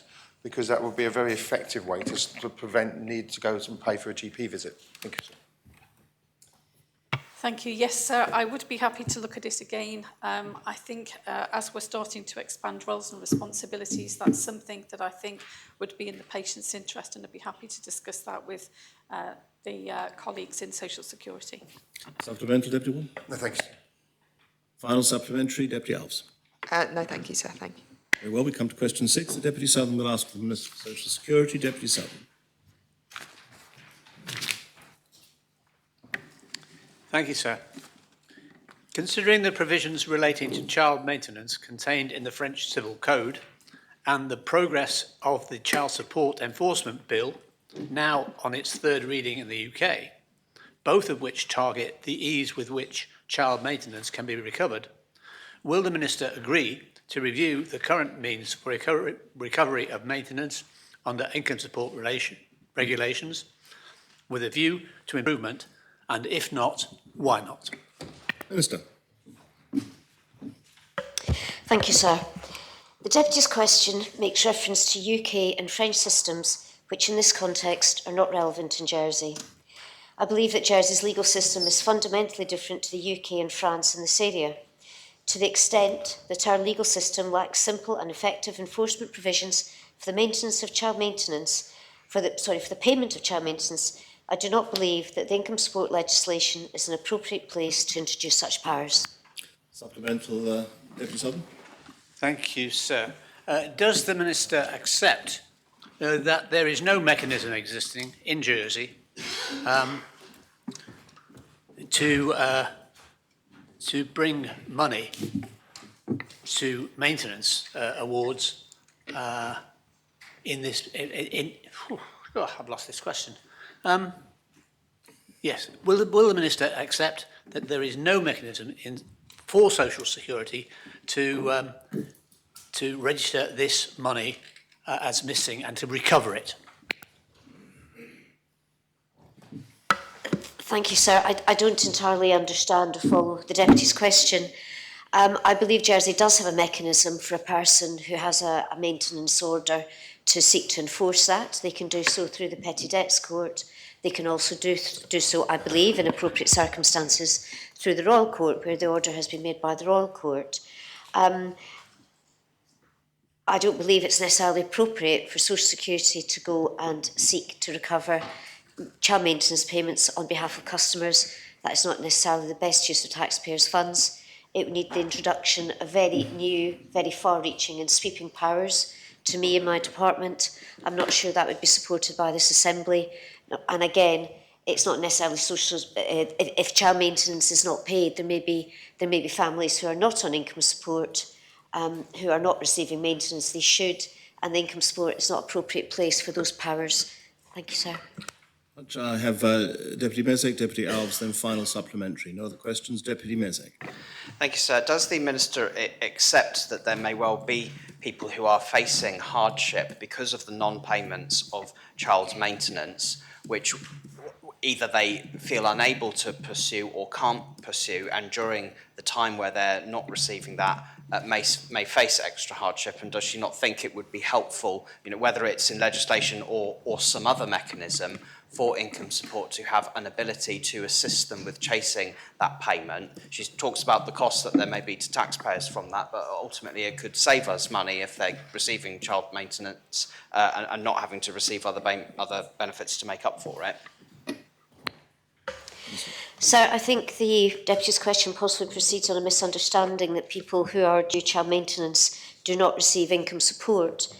Parents can access income support benefit even when they are due to receive maintenance. We do expect them to try to enforce the payment of the maintenance, whether that's informally through discussion or formally through the courts. I don't think it's inappropriate to ask where someone is entitled to receive money from an absent parent. I don't think it's inappropriate to expect the absent parent to pay, nor for the taxpayer to subsidise the absent payer's responsibilities in respect of his or her family. We do support income support, and if it is quite clear that monies cannot be recovered from the other parent, that will be taken into account in assessing the income support level payable to the non-receiving parent. Well, a supplemental? Thank you, sir. I don't think I at all suggested that those in receipt of child maintenance or who ought to be in receipt of child maintenance weren't eligible for income support. What I was suggesting, sir, is that your income support entitlement will be balanced against other income sources you may have, such as child maintenance. But if that payment is not actually being made to you because the person who owes it to you is not fulfilling their responsibilities there, a person can face hardship, and ultimately a child will face hardship in that situation where they're not being paid and having to rely on a reduced income support payment in the meantime. Does the Minister not think it would be helpful in those situations where a person is facing hardship through someone else's non-payment of child maintenance to help them chase it so that their household income as a whole is what it ought to be, that partial income support payment and the child maintenance that they're owed?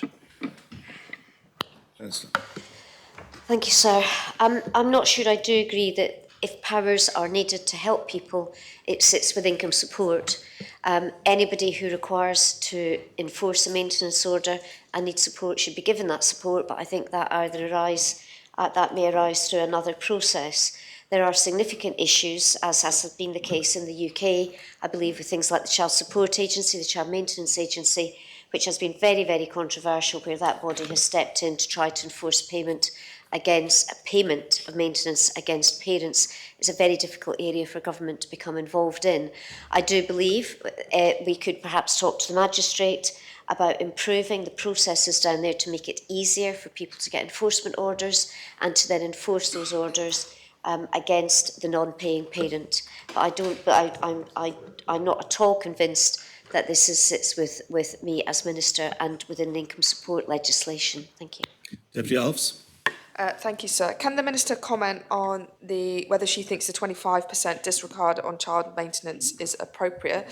If so, why? If not, why? Thank you. The disregard, the child maintenance is treated, I believe, as any other form of income. We treat other sources of income as it is an income, and we allow to incentivise people to continue to receive other forms of income. We do disregard some of that income is 26% and not 25%.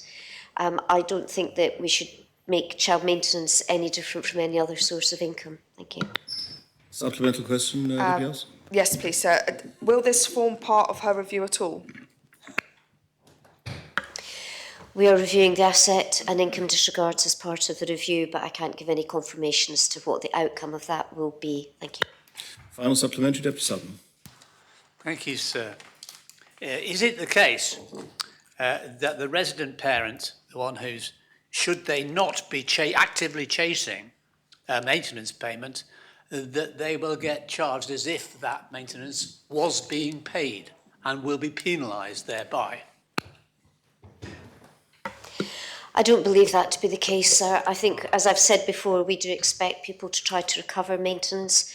I believe, however, where it's very clear that the maintenance cannot be recovered, for example, if the non-paying parent is themselves on benefit, I think we recognise the circuitous nature of trying to enforce that.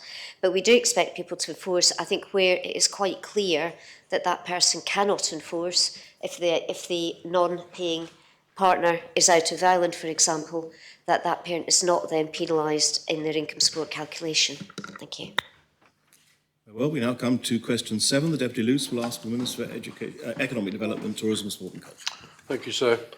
Sir, will the Minister advise whether he has plans to review the bureaucracy and red tape that Jersey businesses face and commit to reducing the red tape for non-financial sector businesses? And if not, why not? And will he further advise how he intends to develop and stimulate the entrepreneurial spirit of island businesses, with details of the key performance indicators that will be used? Minister.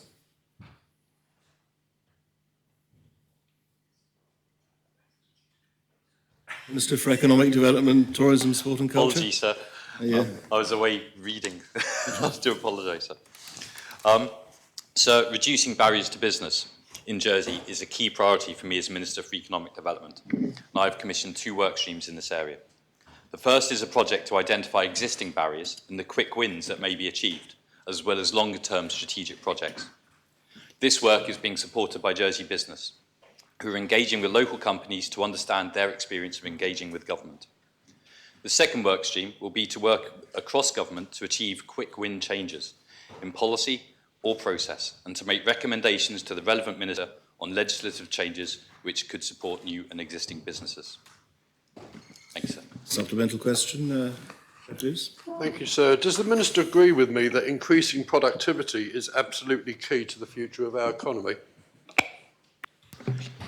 Absolutely, sir. There's no doubt in my mind that if we are, and I did state this in the speech I made before being elected Minister for Economic Development, if we are to avoid a massively significant increase in the population of Jersey in order to maintain funding just for the healthcare that will be needed due to the ageing population that the island has, if we are to avoid that growth in the population, then the only way we can do so is by significantly increasing the productivity of businesses in the island. Thank you, sir. Conrad Harbison-Brillard.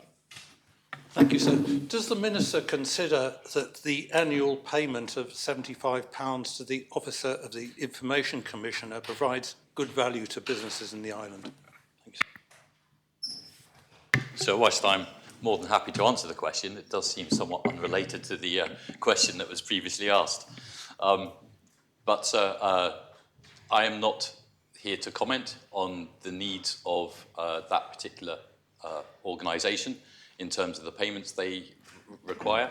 It's correct that they do charge businesses in the island for data protection services, and I strongly believe that in an age of data passing between organisations unseen by the people who are the subject of that data, I strongly believe in the importance of privacy, individual privacy, and I strongly believe in the importance of therefore regulating businesses, which unfortunately, as we have seen throughout the world, but particularly focused in the United States, the abuse of people's personal data, sir, can lead to some horrendous and crippling consequences for those who are the subject of that abuse.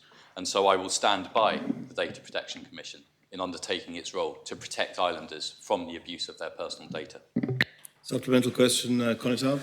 Thank you, sir. And my view is that it is related to the previous question. I would ask the Minister to confirm that he believes that it is not just an increase in measures of red tape, as per the question. Thank you. Sorry, sir, if you could repeat the question. I'm not sure that I'm able to understand So that. if I can just clarify, the point of my question was that it is believed by many that it says the payment due to the Office of the Information Commissioner is purely red tape. Would the Minister confirm once again that he believes it is not red tape to pay £75 a year to that office? Thank you, sir. Sir, I believe that the protection of islanders' personal data is of the utmost importance. I believe it is tantamount to a human right. The only way to maintain the protection of islanders' personal data is to ensure that that data is regulated properly and that businesses that hold data, and organisations, it's not just businesses, the government obviously is one of the largest holders of personal data. I believe, therefore, it is vital that we have a regulator that has the resources to be able to protect islanders' personal data. Sir. I have Deputy Mezek, then Deputy Taddy, and final supplementary. No further questions. Deputy Mezek. Thank you, sir. I remember instances in the past where governments, in the name of reducing red tape and bureaucracy, in effect actually aimed to reduce employment protections for some businesses. Could the Minister assure us that he considers employment protections to be of the utmost importance and doesn't consider them in the same vein that the phrase red tape is used as in this question? Thank you, sir. That is basically correct, sir. The review that we are undertaking is looking principally at the processes. So it is not specifically looking at the regulations behind those processes. So the question is not, the question we are asking is not so much, is the regulation wrong, though that will be relevant from time to time. The question we are asking is the process involved in carrying out that regulation or imposing that regulation, is that process an appropriate process? So it can be something as simple, sir, as, you know, why does it take 5 different visits to different web pages to secure this particular element of permission to start up a business? Why can't that be one web page instead of 5 separate web pages? Those are the areas we're looking at as opposed to the regulations themselves. Supplemental, Deputy Taddy. Thank you, sir. It's following on the issue about red tape and bureaucracy. Does the Minister have any thoughts, or is he aware of certain representations, and I'll call them complaints, from some people in some sectors that find it very difficult to put on an event expediently? Does he have any thoughts on the triennial regulations which govern that, how it's constituted, and the fact that it could take maybe 6-month lead-in period for somebody who has an idea to put on an event which could be fairly straightforward, that they could be very experienced at organising? And does that constitute a form of red tape and bureaucracy that he might wish to get rid of or help? Thank you, sir. I agree with the Deputy that the current situation with regard to putting on events is an area of where the processes, in my view, could most likely be streamlined.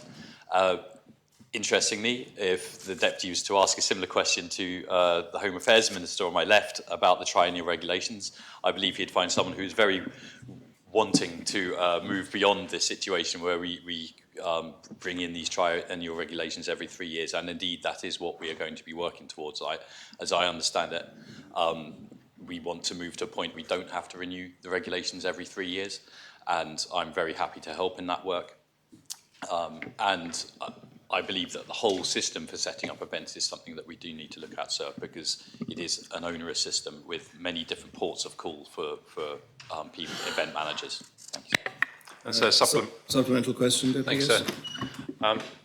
And where there is to be red tape or bureaucracy, does he think it's important that it's, if we need it and if it is to happen, that it should be implemented by politicians and not by the court? And so does he have any concerns or comments on the fact that when it comes to things like minimum pricing of alcohol, which is a form of red tape and may be justifiable politically, that those kind of decisions should come from government and politicians, not from a non-governmental body like a court official?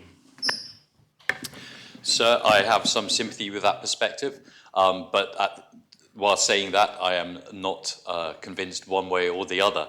I'm going to sit on the fence on this one for a little bit longer and understand the situation a bit longer. But I do understand that line of argument. I'm very happy to look at the areas that the Deputy is referring to.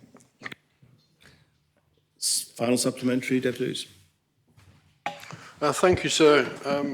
When the Minister's talking about productivity and diversity, does he agree with me that we need a small government, one that stands back rather than in the way, one that facilitates rather than dictates? So in terms of economic policy, that is something that I do agree with in the main.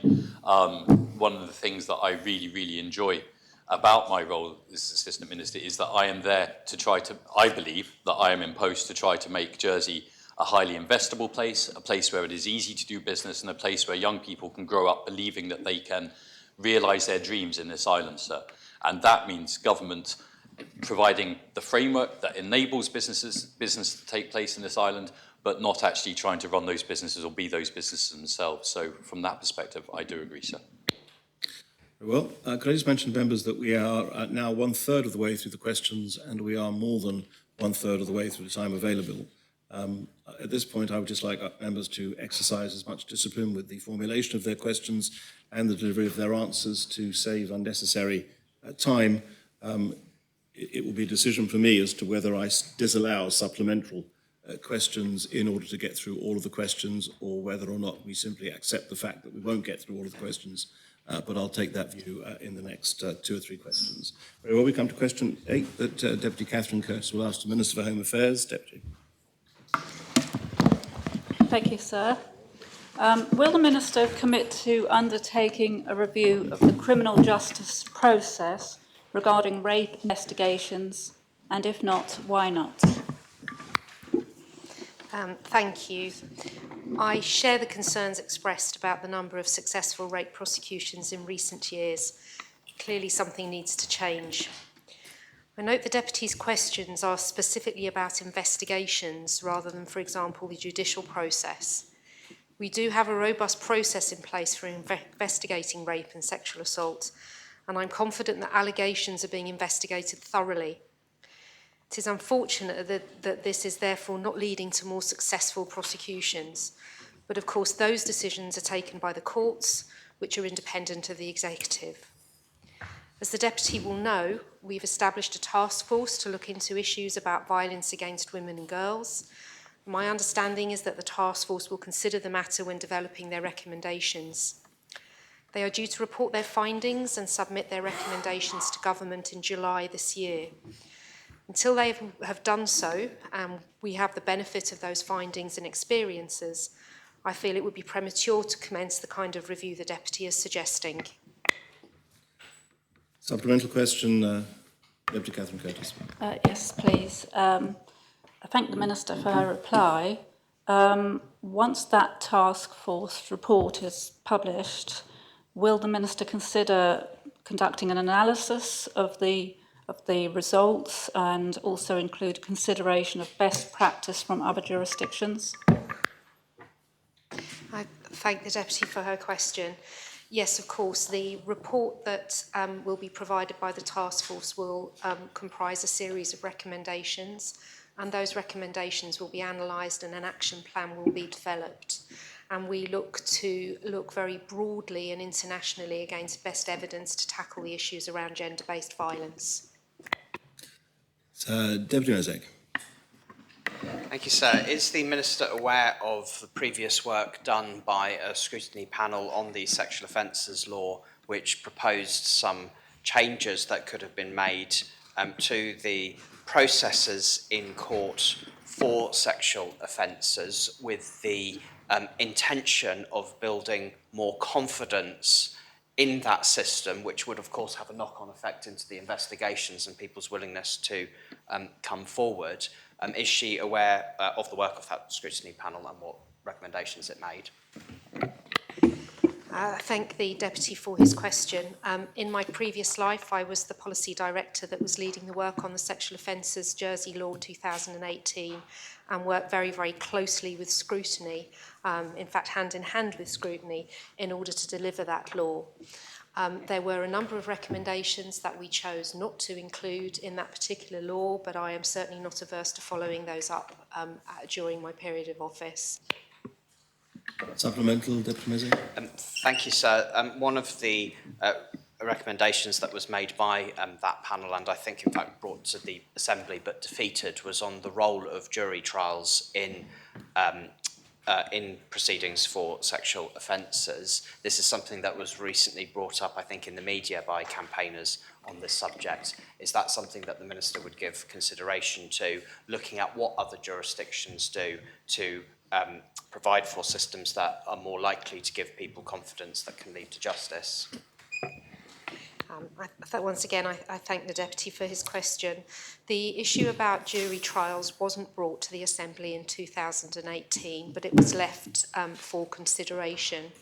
Certainly in other jurisdictions, particularly Germany, the court has a panel of experts who would adjudicate on such matters. I am waiting to see what the task force recommend, but I certainly would consider the possibility that we might move towards jurat trials for offences of rape and serious sexual assault.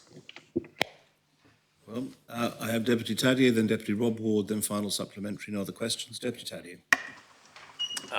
How does the Minister discern whether the low prosecution rate that she referred to for sexual offences is down to a failure in the mechanism somewhere, either from reporting those instances or failure to prosecute or other obstacles, or whether it could be a reflection of lower instances of sexual offences taking place?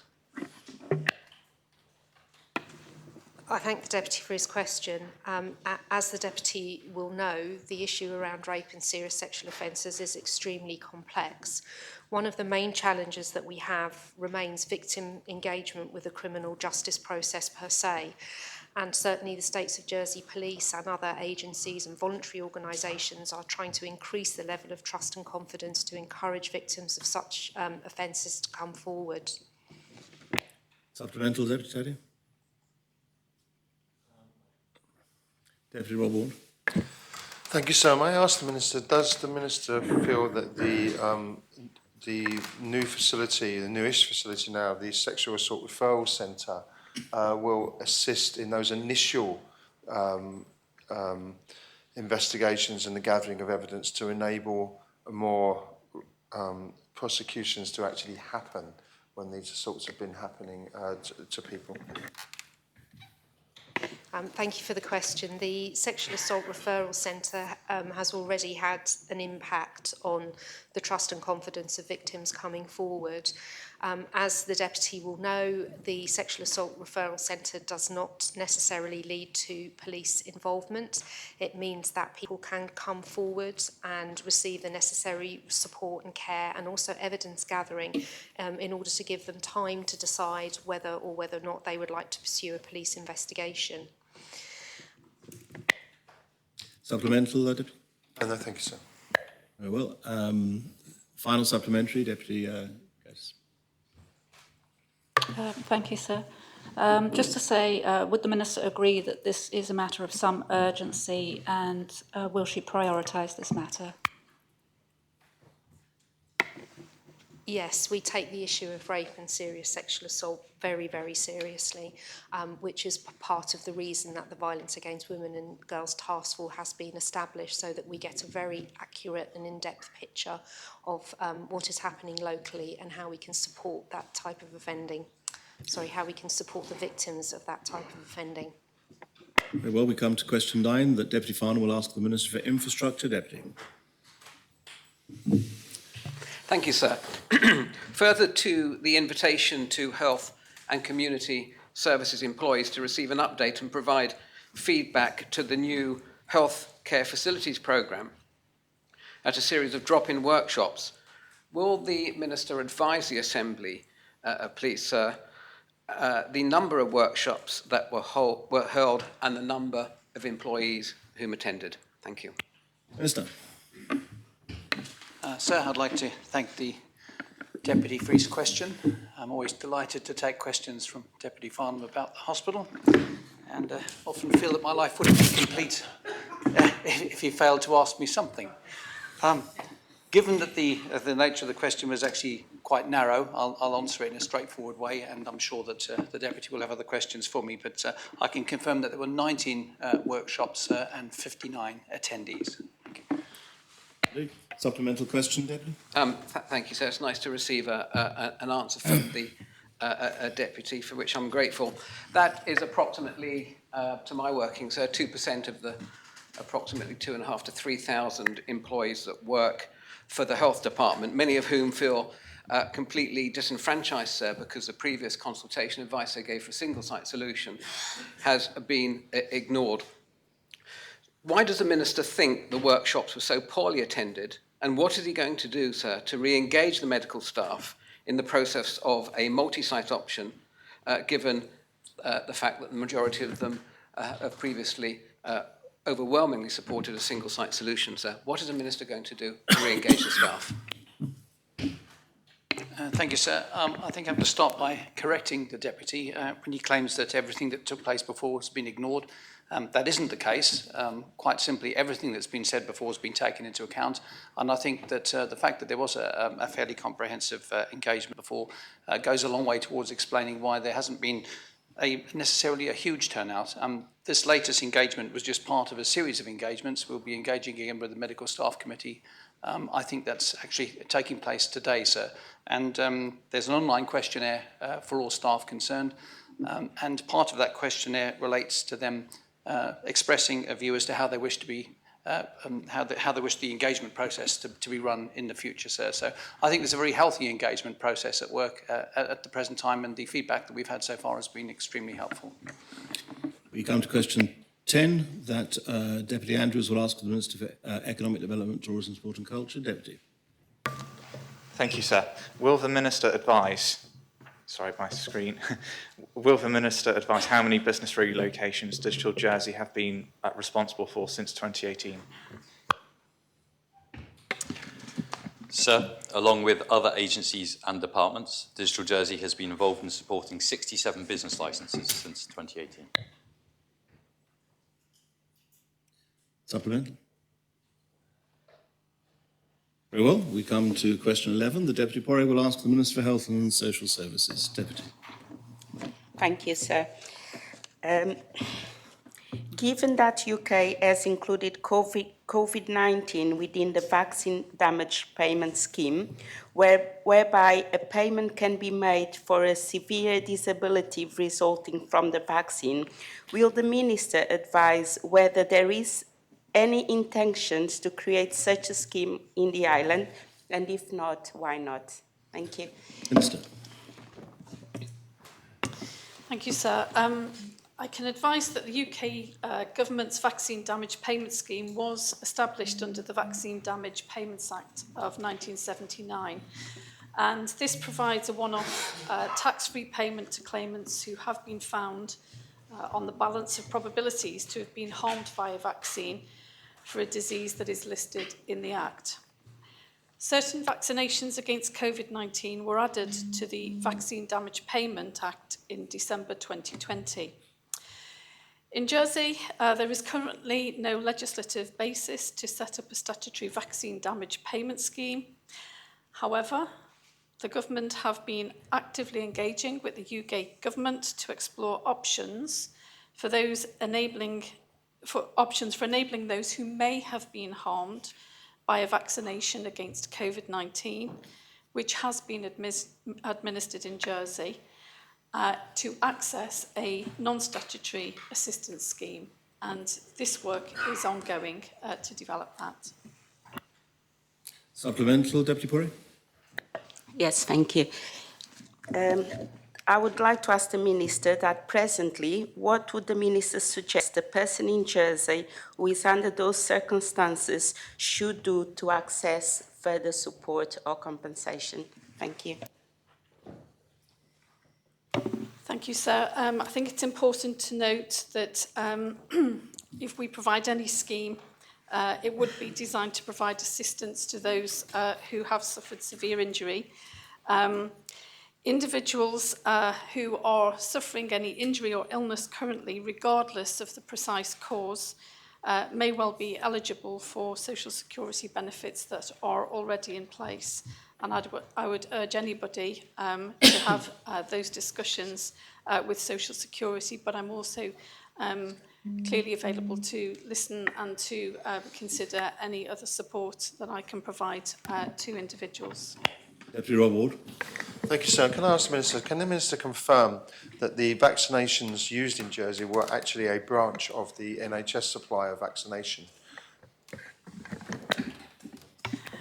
Without checking the batch numbers, sir, I can actually confirm that our procurement was through the UK route.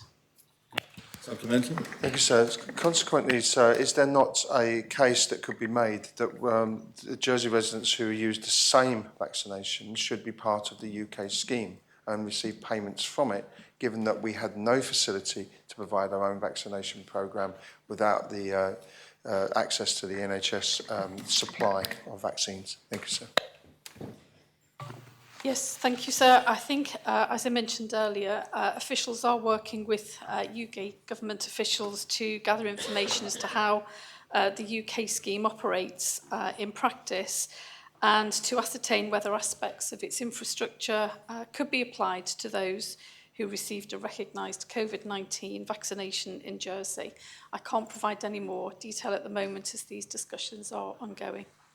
I have Deputy Taddier, then Deputy Southern, then final supplementary. No further questions. Deputy Taddier. Thank you. Given that Jersey and its government is legislatively and fiscally separate to the United Kingdom, and that the vaccination programmes, whether it's COVID or otherwise, were instigated and encouraged by the Jersey government, not towards its islanders, not by the UK government, should it not be that if there is any compensation scheme, it should be a Jersey scheme which is set up, not one that we seek to delegate to effectively a foreign country? Thank you, sir. I think, again, we do need to consider what the position will be for Jersey. I can actually mention to the Deputy that the discussions that are ongoing with UK officials are designed to actually understand what it is that would actually be relevant for Jersey residents. The actual damage payment scheme that the UK runs is a redress scheme, which is it's not a redress scheme, it's an assistance scheme. And these are designed to provide a level of financial support to those who have suffered various levels of illness or injury, which is commensurate with their level of disablement. But as I've said before, we are actually in conversation and discussions with UK colleagues to understand what it would be to arrange those responses for Jersey residents. Supplemental, Deputy. Deputy Southern. Sir. Very well. Final supplementary, Deputy Porry. Very well, we come to question 12. The Deputy Felton will ask the Minister for Housing and Communities, I beg your pardon. Deputy Felton. Thank you, sir. Further to his answer to written question 1, 2023, is it the Minister's assessment that the government should have a formal contractual arrangement with social housing providers, and if not, why not? So I thank the Deputy for her question. We obviously already have a formal contractual arrangement with Andium and the government.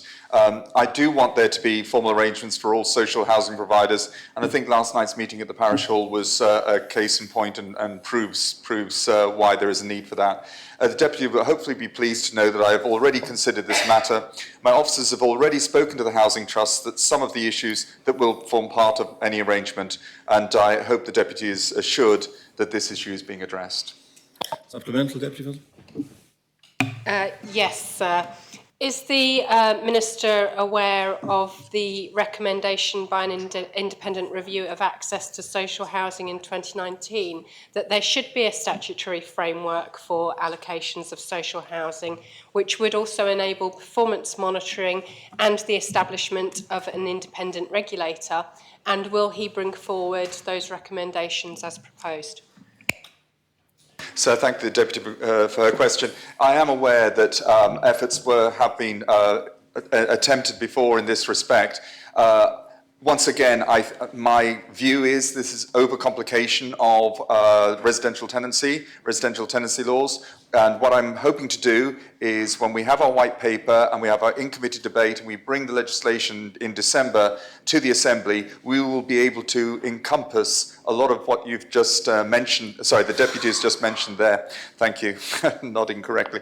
Has just mentioned there. And as I say, it is going to be up for discussion, but I think it's going to be much more effective if we can have one overall umbrella set of legislation rather than disparate pieces of legislation, which has been the problem in this area for many decades. Deputy Meze. Thank you, sir. The Minister referred to formal arrangements that are in place between the government and Andium Homes.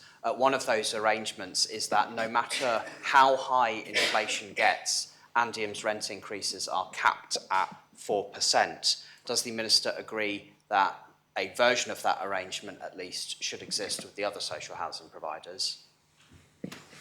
Thank you, sir. And as the Deputy is aware, we already have social housing providers already capped with rents at 80% of the market rate. In terms of the arrangement with regard to the annual increase in rents, I think that's an open discussion and it will form part of our review within the white paper. Supplemental? Thank you, sir. It sounds like the Minister is open-minded on that subject, so would he confirm whether he would be content to have completely different arrangements exist for the government-owned social housing provider compared to the other providers, where one would have their rent increases capped and the others would have a free-for-all so long as they remain within the overall cap? Thanks, sir, and I thank the Deputy for his question. I think that's up for discussion, and I wouldn't like to preempt the outcome of a white paper. Well, Deputy Sutton. Yes, it's a simple one, sir. If I may, can the Minister tell us when we will see this white paper? I've heard so much about it, I'm riveted. So thank the Deputy for his question. I'd like to think in the next 2 to 3 weeks. That's my objective, okay? So that's, you can hold me to that one, but it's very imminent. Even the Deputy can hold me to that. Very imminent. It's a form Sorry, of sir. words, Yes. which I don't trust, actually. Well, Can he say, I'll have it to you by a month's time? Yes. Right. Well, with that edifying interlude, final supplementary, Deputy Felton. Thank you, sir. Deputy Sylvan actually took my question, but I do have another one. Given what we did hear from residents last night, is the Minister satisfied that the residents that are paying their rents to social housing providers are indeed getting good value for money, and also that the taxpayer is getting good value for money for the subsidy that those providers are also getting in the form of social security payments? Thank you, sir. Thank the Deputy for her question. Are they getting good value for money?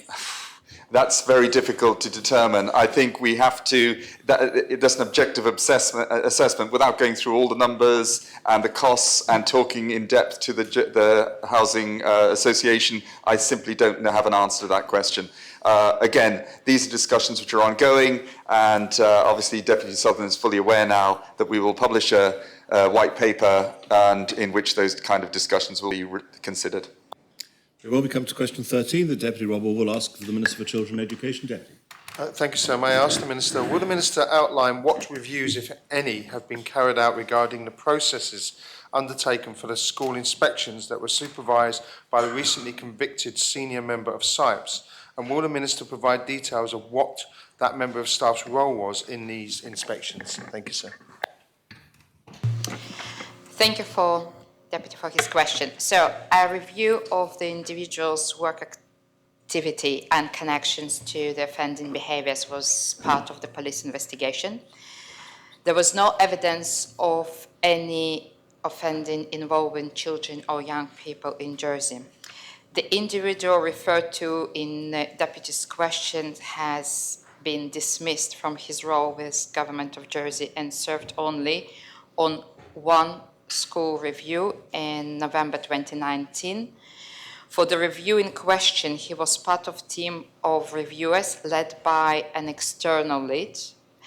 The lead reviewer, with the school senior advisor, led the safeguarding component of that review, which is on day one of the process. The dismissed individual was not present for this day.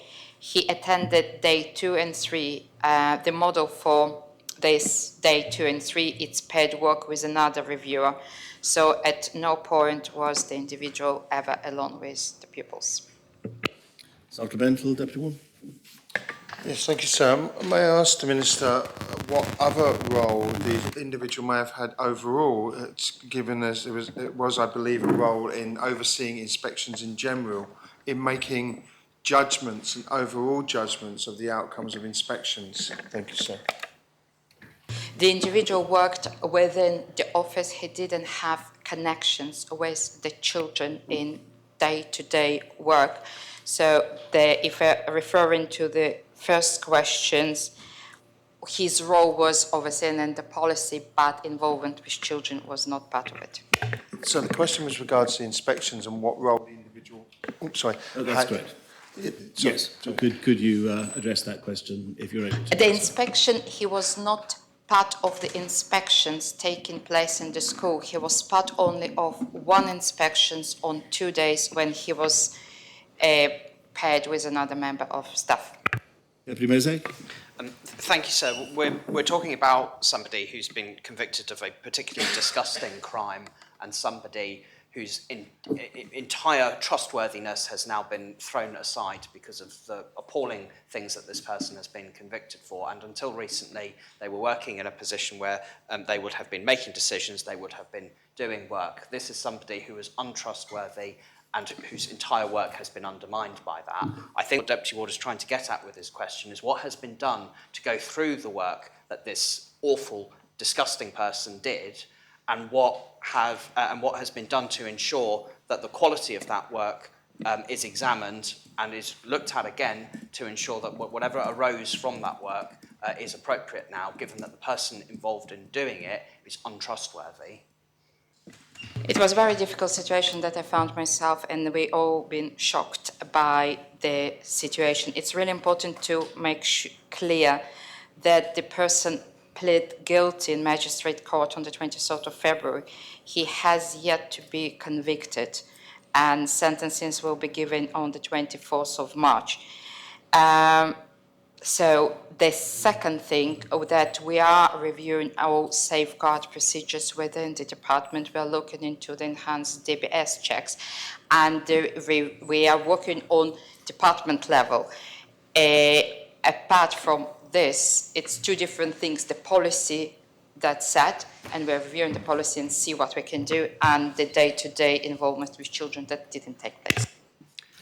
Supplementary, an enhanced DBS check would have done nothing in this instance, but a Google search might have to have uncovered what this person had been involved with previously, displaying a record of untrustworthiness. So would this minister endeavour to look at all of the work that this person did on behalf of the public service and assess it, and have another person with a much better record of trustworthiness to look at it and ensure that whatever has happened as a result of that work on behalf of the public service, it can be checked and make sure that whatever resulted from it is appropriate.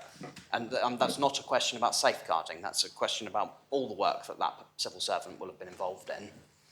This is what the department is currently doing, and this is the reason when the news came to our attention that when the allegation became aware, we immediately suspended, including all devices and everything was taken from the individual and department and the person within. There are several people within the department. It's really important that it will be a team and not one person reviewing all work. So the team that looking into the work that the individuals has been doing over the years. Deputy Howell, then final supplementary. Deputy Ward. Deputy Howell. Thank you, sir. I think my question's probably been answered, but I was just asking that that safety and safeguarding is taken into consideration for our children who under. Sorry, this is children. not. Do you have a question for the minister? No, thank you very much. And final supplementary, Deputy Ward. Thank you, sir. May I ask the Minister, one of the issues faced here is that this the person had a senior role in SIPES and was involved in what would be called value judgments on schools, value judgment on the performance of staff. Will the Minister undertake to go back over any involvement in both inspections, appointments, etc., and look again as to whether those value judgments are now valid and whether they should be looked at again to give confidence to staff who may have been involved with this individual? Thank you, sir. Yes, absolutely. Thank you for suggesting. Very well, we come to question 14. The Deputy Southern will ask for the Minister of Social Security. Deputy Southern. Will the Minister provide an explanation of the concept of deemed income, giving reference to the example found on page 33 of the Income Support Policy Guidelines, and further advise whether the application of such deemed income to the pensioner couple example on page 36 would give rise to an interest rate of 20.8% on savings? You aren't going to ask for a ruling from me whether the question's been answered, are you? Because I obviously can't read the various things that you've posed in the question. Sorry, I don't understand. Well, let's wait and see what the answer is. I was just, this is one of those questions which will be very difficult for the Chair to make any kind of ruling on. It just observed to me as we were going. Minister. Thank you, sir. This is quite a complex subject, and I'm not sure it's entirely appropriate for an oral question or indeed for an answer within 90 seconds, but I will do my best and try and give members a simple explanation of the treatment of assets under the income support system. I'm not going to refer to page numbers of the guidelines, which members won't have in front of them. I'm more than willing to answer a written question on this topic to provide more detail, but I would also remind members that I sent an email to all States members on this subject on 23rd of January 2023 following the States sitting that week. Income support is a means tested benefit. Payments are made to households who lack sufficient income and savings to meet their current needs. Where the household has some income of its own, the weekly benefit is reduced until income is at a high enough level that no support is needed. Likewise, a household with significant savings but limited current income is expected to draw on those savings before making a claim on the public purse. In other countries, such as the UK, no benefit at all is payable if savings are above a certain level. There is no fixed cut-off in Jersey. The system is more flexible, but the benefit available does gradually decrease as the level of savings increases. Without any such decrease, a household could have a bank balance of £100,000 or more and still claim income support. The principle of deemed income is unrelated to an interest rate or to any actual income received from the capital. It simply reflects the principle that a person with greater savings or other assets can afford to meet some of their own costs from those savings. At present, and referring to a pensioner couple, savings of up to £22,718 are fully disregarded for a pensioner couple. If the household has savings above that level, then the income support benefit payable decreases in proportion to that extra savings until the benefit reduces to zero. I'm going to have to ask you to wind up your answer. I will just say one of the areas that I've already identified for further work during 2023 is the question of asset limits and disregards under the income support system. Supplemental, Deputy Sutton. Thank you, sir. Very well, in which case we move to question 15, that Deputy Messick will answer the Minister for Social Security. Deputy Messick. Thank you, sir. Will the Minister update the Assembly on plans to reduce the cost of seeing a GP? I thank the Deputy for his question, sir. I will, of course, update the Assembly on those plans as they develop. We are presently conducting very productive talks with the GPs, and we're all aligned on what we need to achieve, and they need to conclude discussions very soon. I'm looking to create a new agreement with the doctors that will both reduce the fees patients have to pay and also support GP practices with their operational costs. Thank you. Supplemental. Thank you, sir. I would certainly be pleased if that's the direction of travel. In recent years, we have incrementally made progress on this with the introduction of the Health Access Scheme and the government plan debate at the end of last year to see free GP visits for children. Can the Minister confirm whether what she is looking at seeks to maintain those particular advances that there were, including the hopefully soon to be free access to GPs for children, and when such a new scheme will be in place, when does she anticipate fees will actually come down?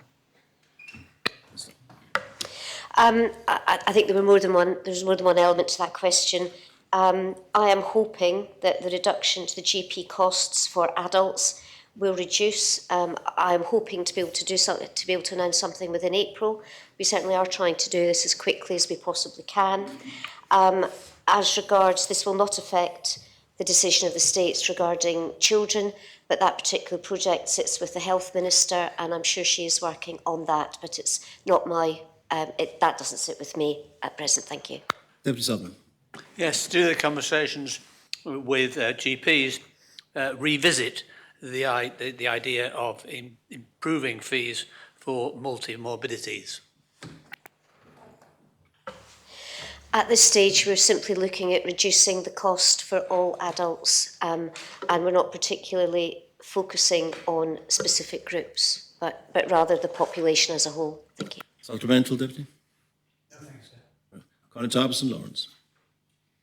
Thank you, sir. The Minister referred to signing a new agreement with GPs. Will she remind us what the current agreement is, please? Thank you, sir. I'm not sure what the current agreement is. I think the current agreement is that medical benefit is a fixed sum which is paid to doctors on the basis of whenever they have a consultation with a patient. We are trying to do a specific contractual agreement because if we simply increase medical benefit, there is no guarantee that increase will be passed on to patients because there is no mechanism within the Health Insurance Fund law to guarantee that. That is why we're entering into a contractual arrangement with the doctors. What we don't want to do is increase the benefit to find that 2 months later the doctors all increase their charges and the patients are back to square one. Doctors are private businesses, so we are trying to negotiate with them to make sure that patients do actually benefit, and this is the way to do it. We do, however, have a number of contracts with the GPs for the provision of services. Those include the Health Access Scheme that Deputy Southern has mentioned, and I think Deputy Mezek.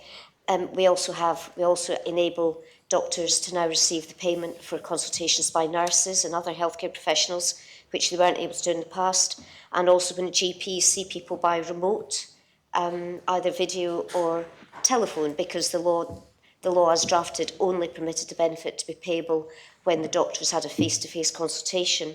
We're also paying for cervical screening and the flu jab and various other things. So we do have quite a number of contracts with GPs at present for the benefit of both patients and GPs. Thank you.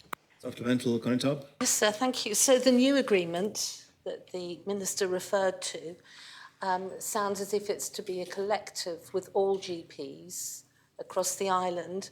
What happens if there are those who refuse to sign?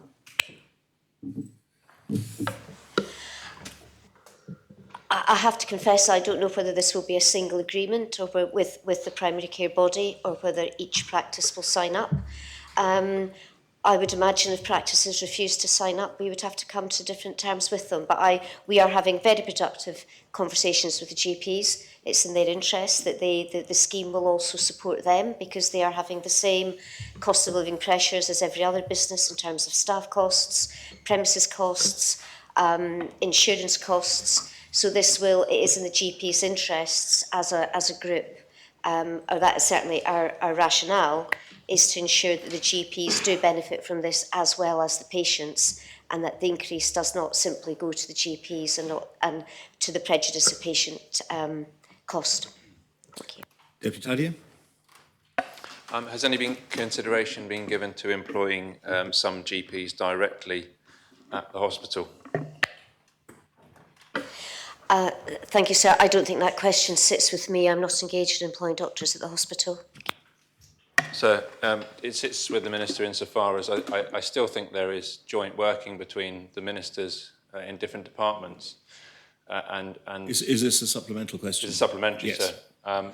I presume that the ultimate goal that this Minister and other ministers are aiming at is to get access to GPs which is affordable and so that there's no barrier of cost for members of the public to access GPs, irrespective of where they might access them. So does the Minister think that one option would be to work collaboratively with the Health Minister and look at all options, including whether GPs might be employed by government, possibly with some funding from her department, to allow access to a wider pool of GPs?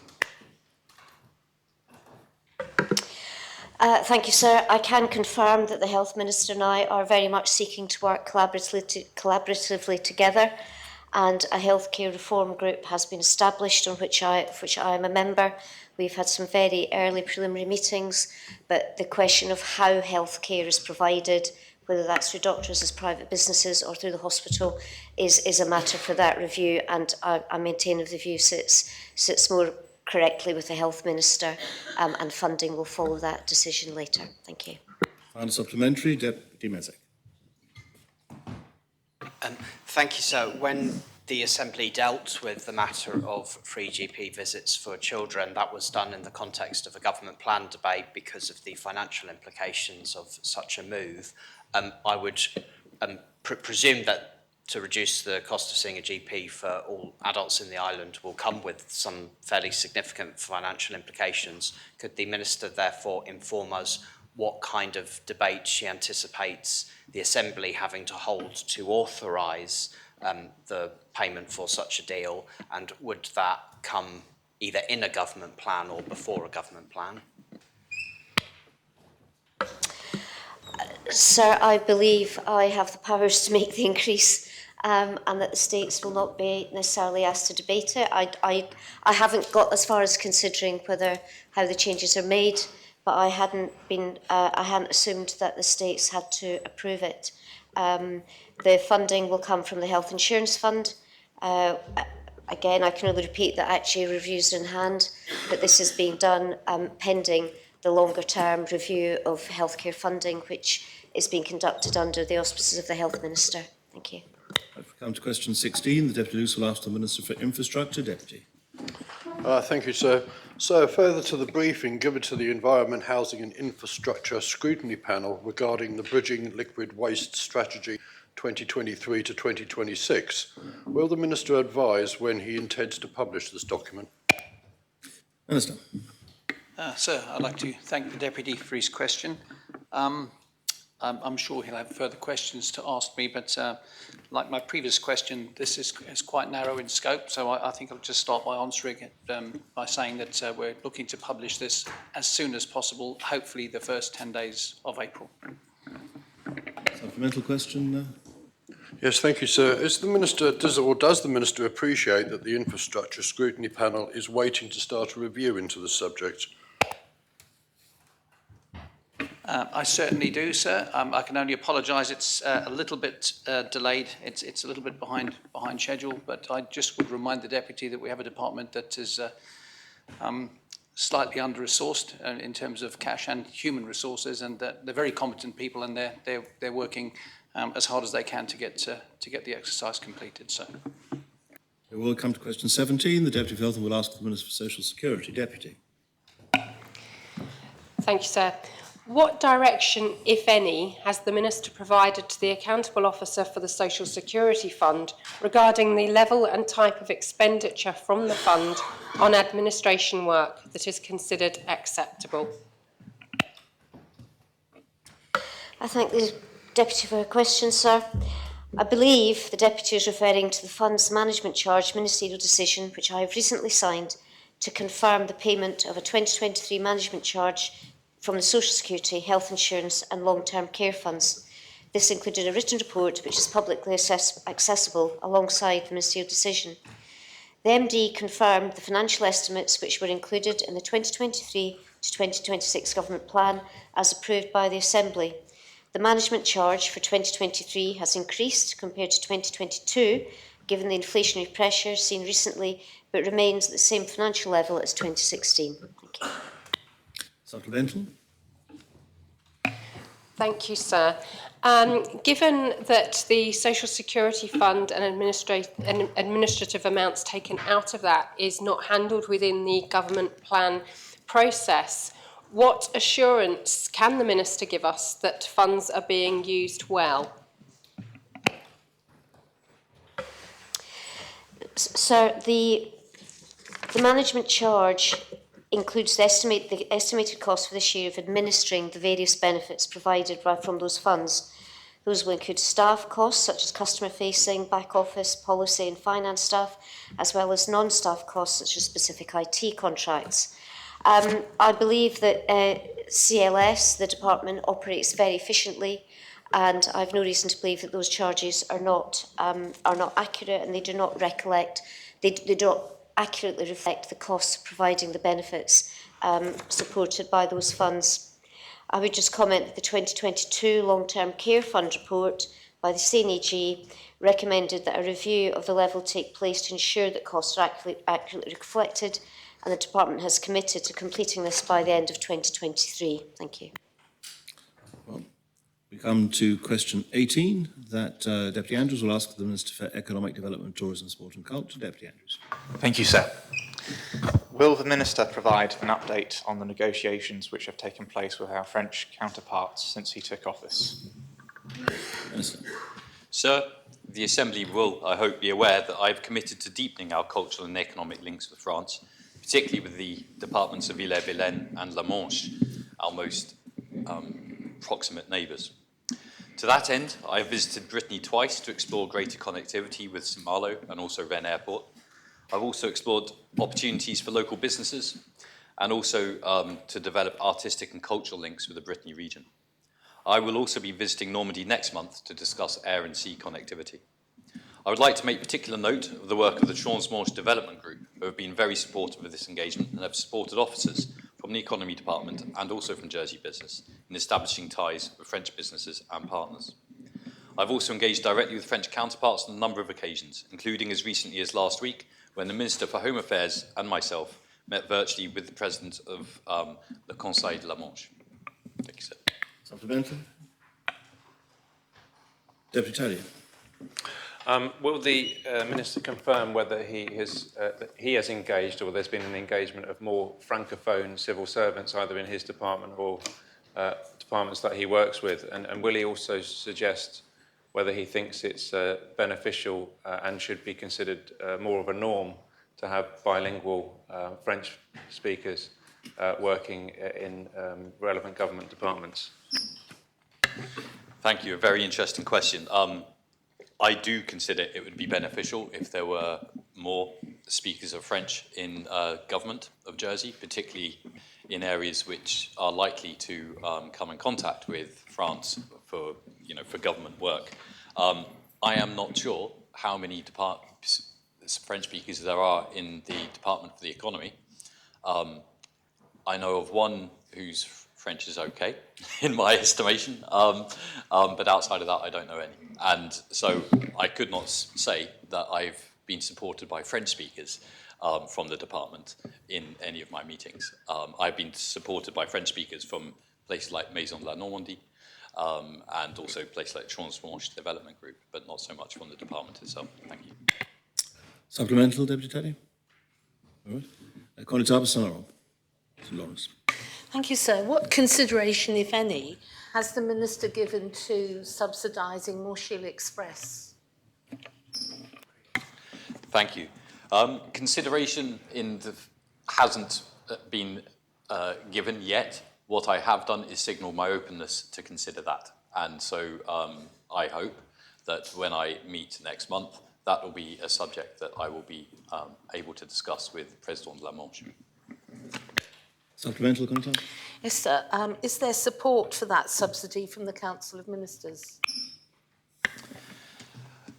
I have not yet asked the Council of Ministers because I do not know.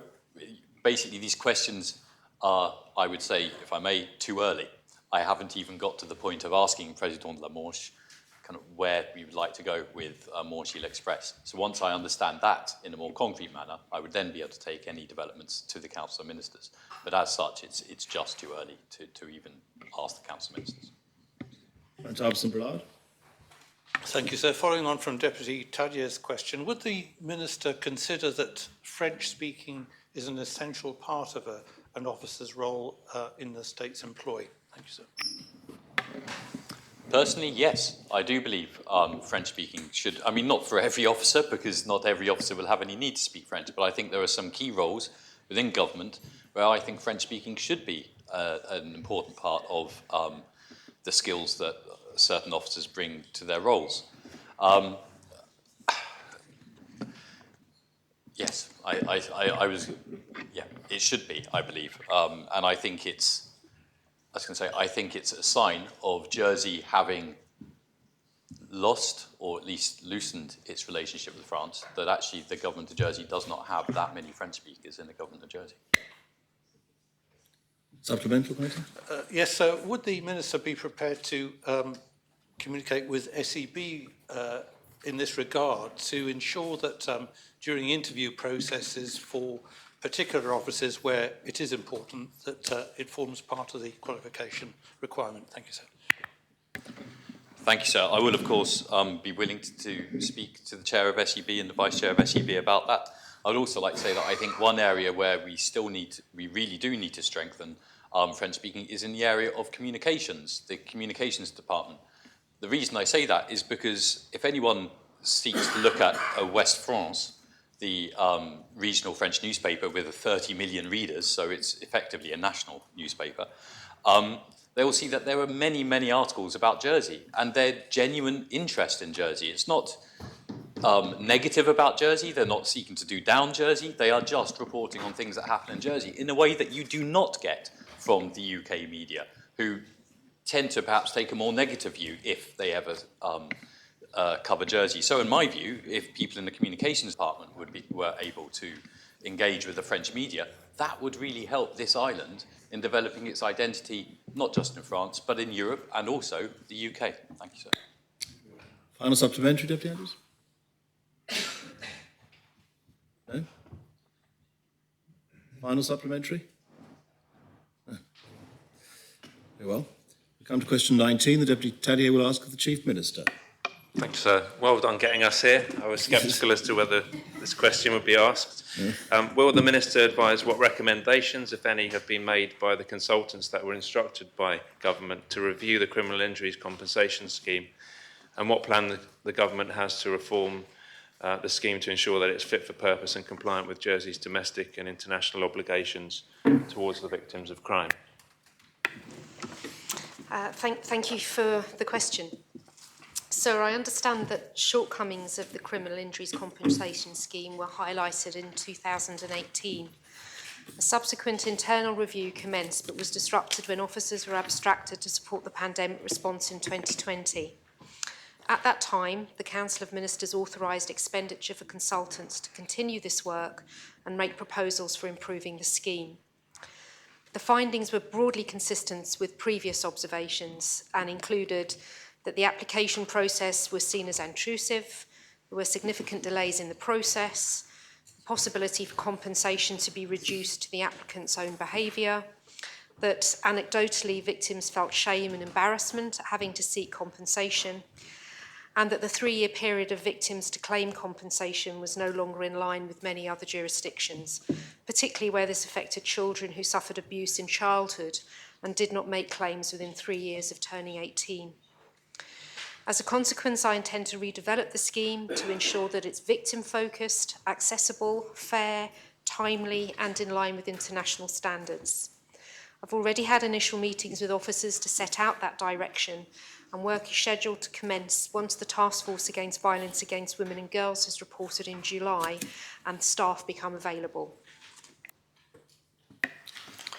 First of all, to thank the Minister for that answer. I'm particularly glad that she mentioned the time barring issue, especially when one is dealing with events that may have occurred a long time ago, where there have subsequently been societal changes and victims may feel more empowered now to speak out than they did in the past. I think the time barring factor will be very welcome for review, and I would encourage her to be strong on that.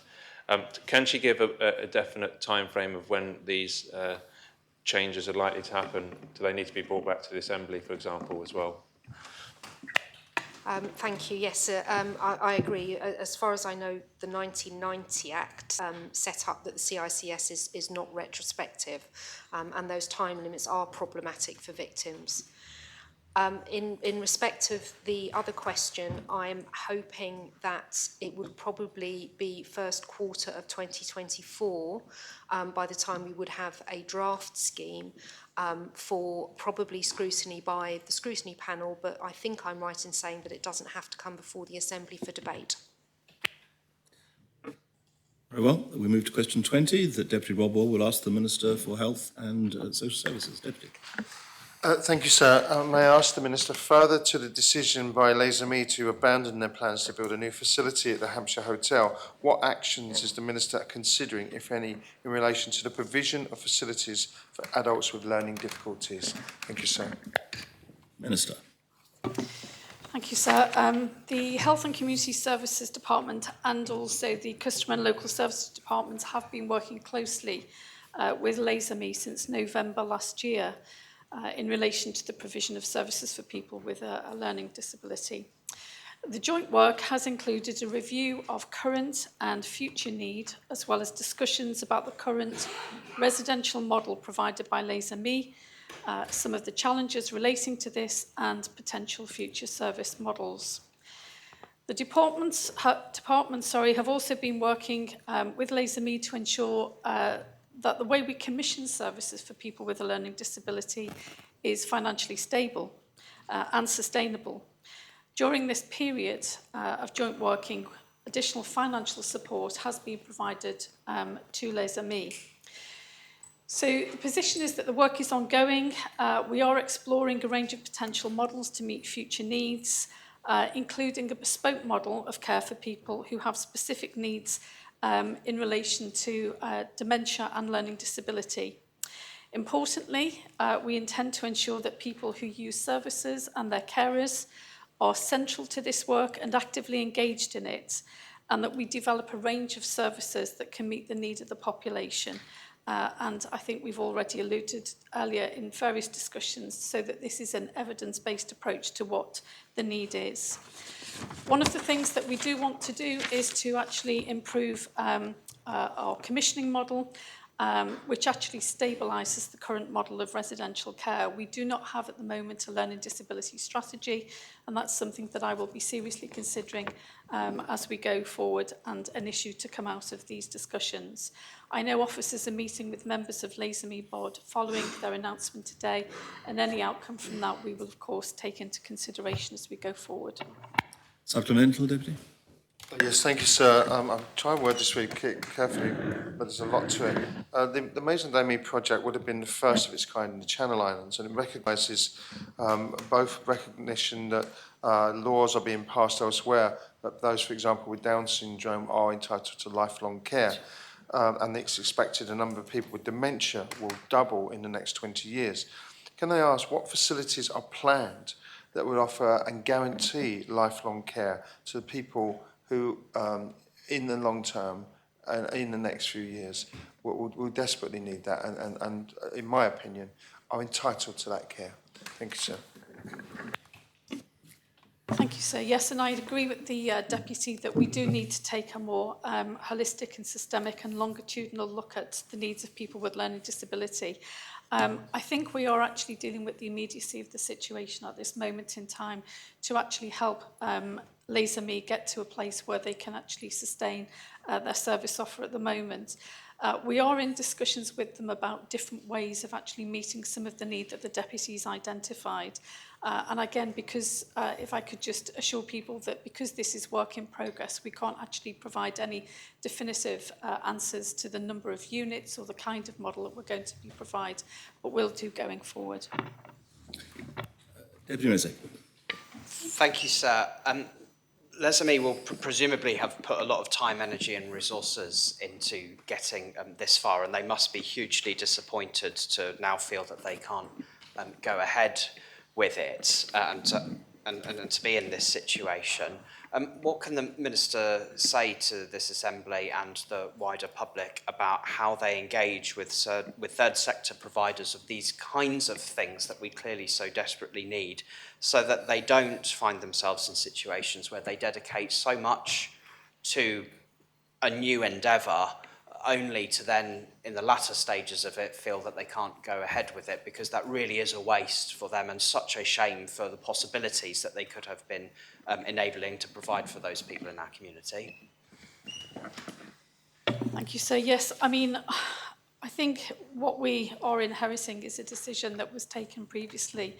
And in my view, what I would want to provide assurance to the Assembly about is that where we are actually entering into discussions and negotiations and partnership work with the independent and third sector across the island, that we do so with intelligence and information that actually supports the support for financing and the cost of those models more appropriately.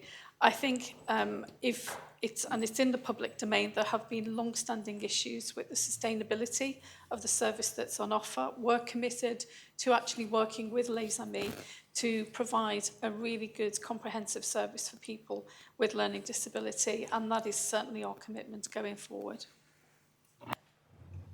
Supplemental? Final supplementary, Deputy Walker. Thank you, sir. Can I ask the Minister to confirm that she does consider that there is a need to have specialist nursing and end-of-life care for those with learning difficulties? Thank you, sir. Yes, sir, I can confirm, and this is all parts of the needs assessment that we'll be looking at as part of the future model development. The final question is one the Deputy Farnham will ask for the Minister for Infrastructure. Deputy Farnham. Thank you, sir. In relation to the land at Kensington Place purchased by Andy M. Holmes, 7.8 million in December 2021, will the Minister explain the rationale for purchasing the same parcel of land on behalf of the public of Jersey for more than double the original price in 2023? Sir, I think members of the Assembly have had much of this explained already, but I'm certainly happy to go through it all again. I've made a couple of notes because I want to be specific about each of the stages. Firstly, I think we need to bear in mind that the original £7.8 million transaction process involved the purchase of three separate properties, sir. The combination of these three sites enabled a more substantial development, and this in itself added value to the overall site. Furthermore, sir, and as the Deputy is aware, plans were drawn up, planning permission for more than 100 flats was obtained, and the site was cleared, all the demolition work was done, ready for construction. These three exercises involved considerable expenditure, and all of this added further value, sir. Shortly thereafter, the development was halted, as we know, and the developer was compensated, adding more cost. The details of that transaction are commercially sensitive, but I'd like to inform the Assembly that those details have been made available to the Deputy, sir.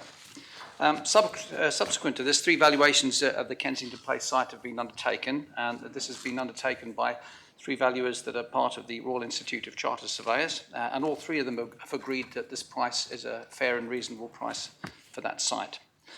So returning to the first part of the question, sir, and just in case the Deputy is still confused, the rationale for purchasing the site at market value is to provide an area for the creation of new hospital facilities, sir.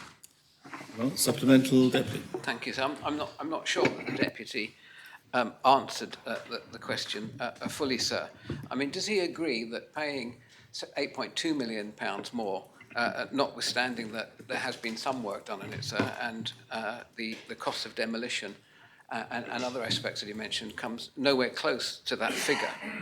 Does he agree, sir, that the extra £8.2 million paid amounts to a penalty payment for the taxpayer because he has decided to cancel a project for much needed homes, sir, without obtaining the go-ahead from this Assembly to proceed with the development of a multi-site facility, sir?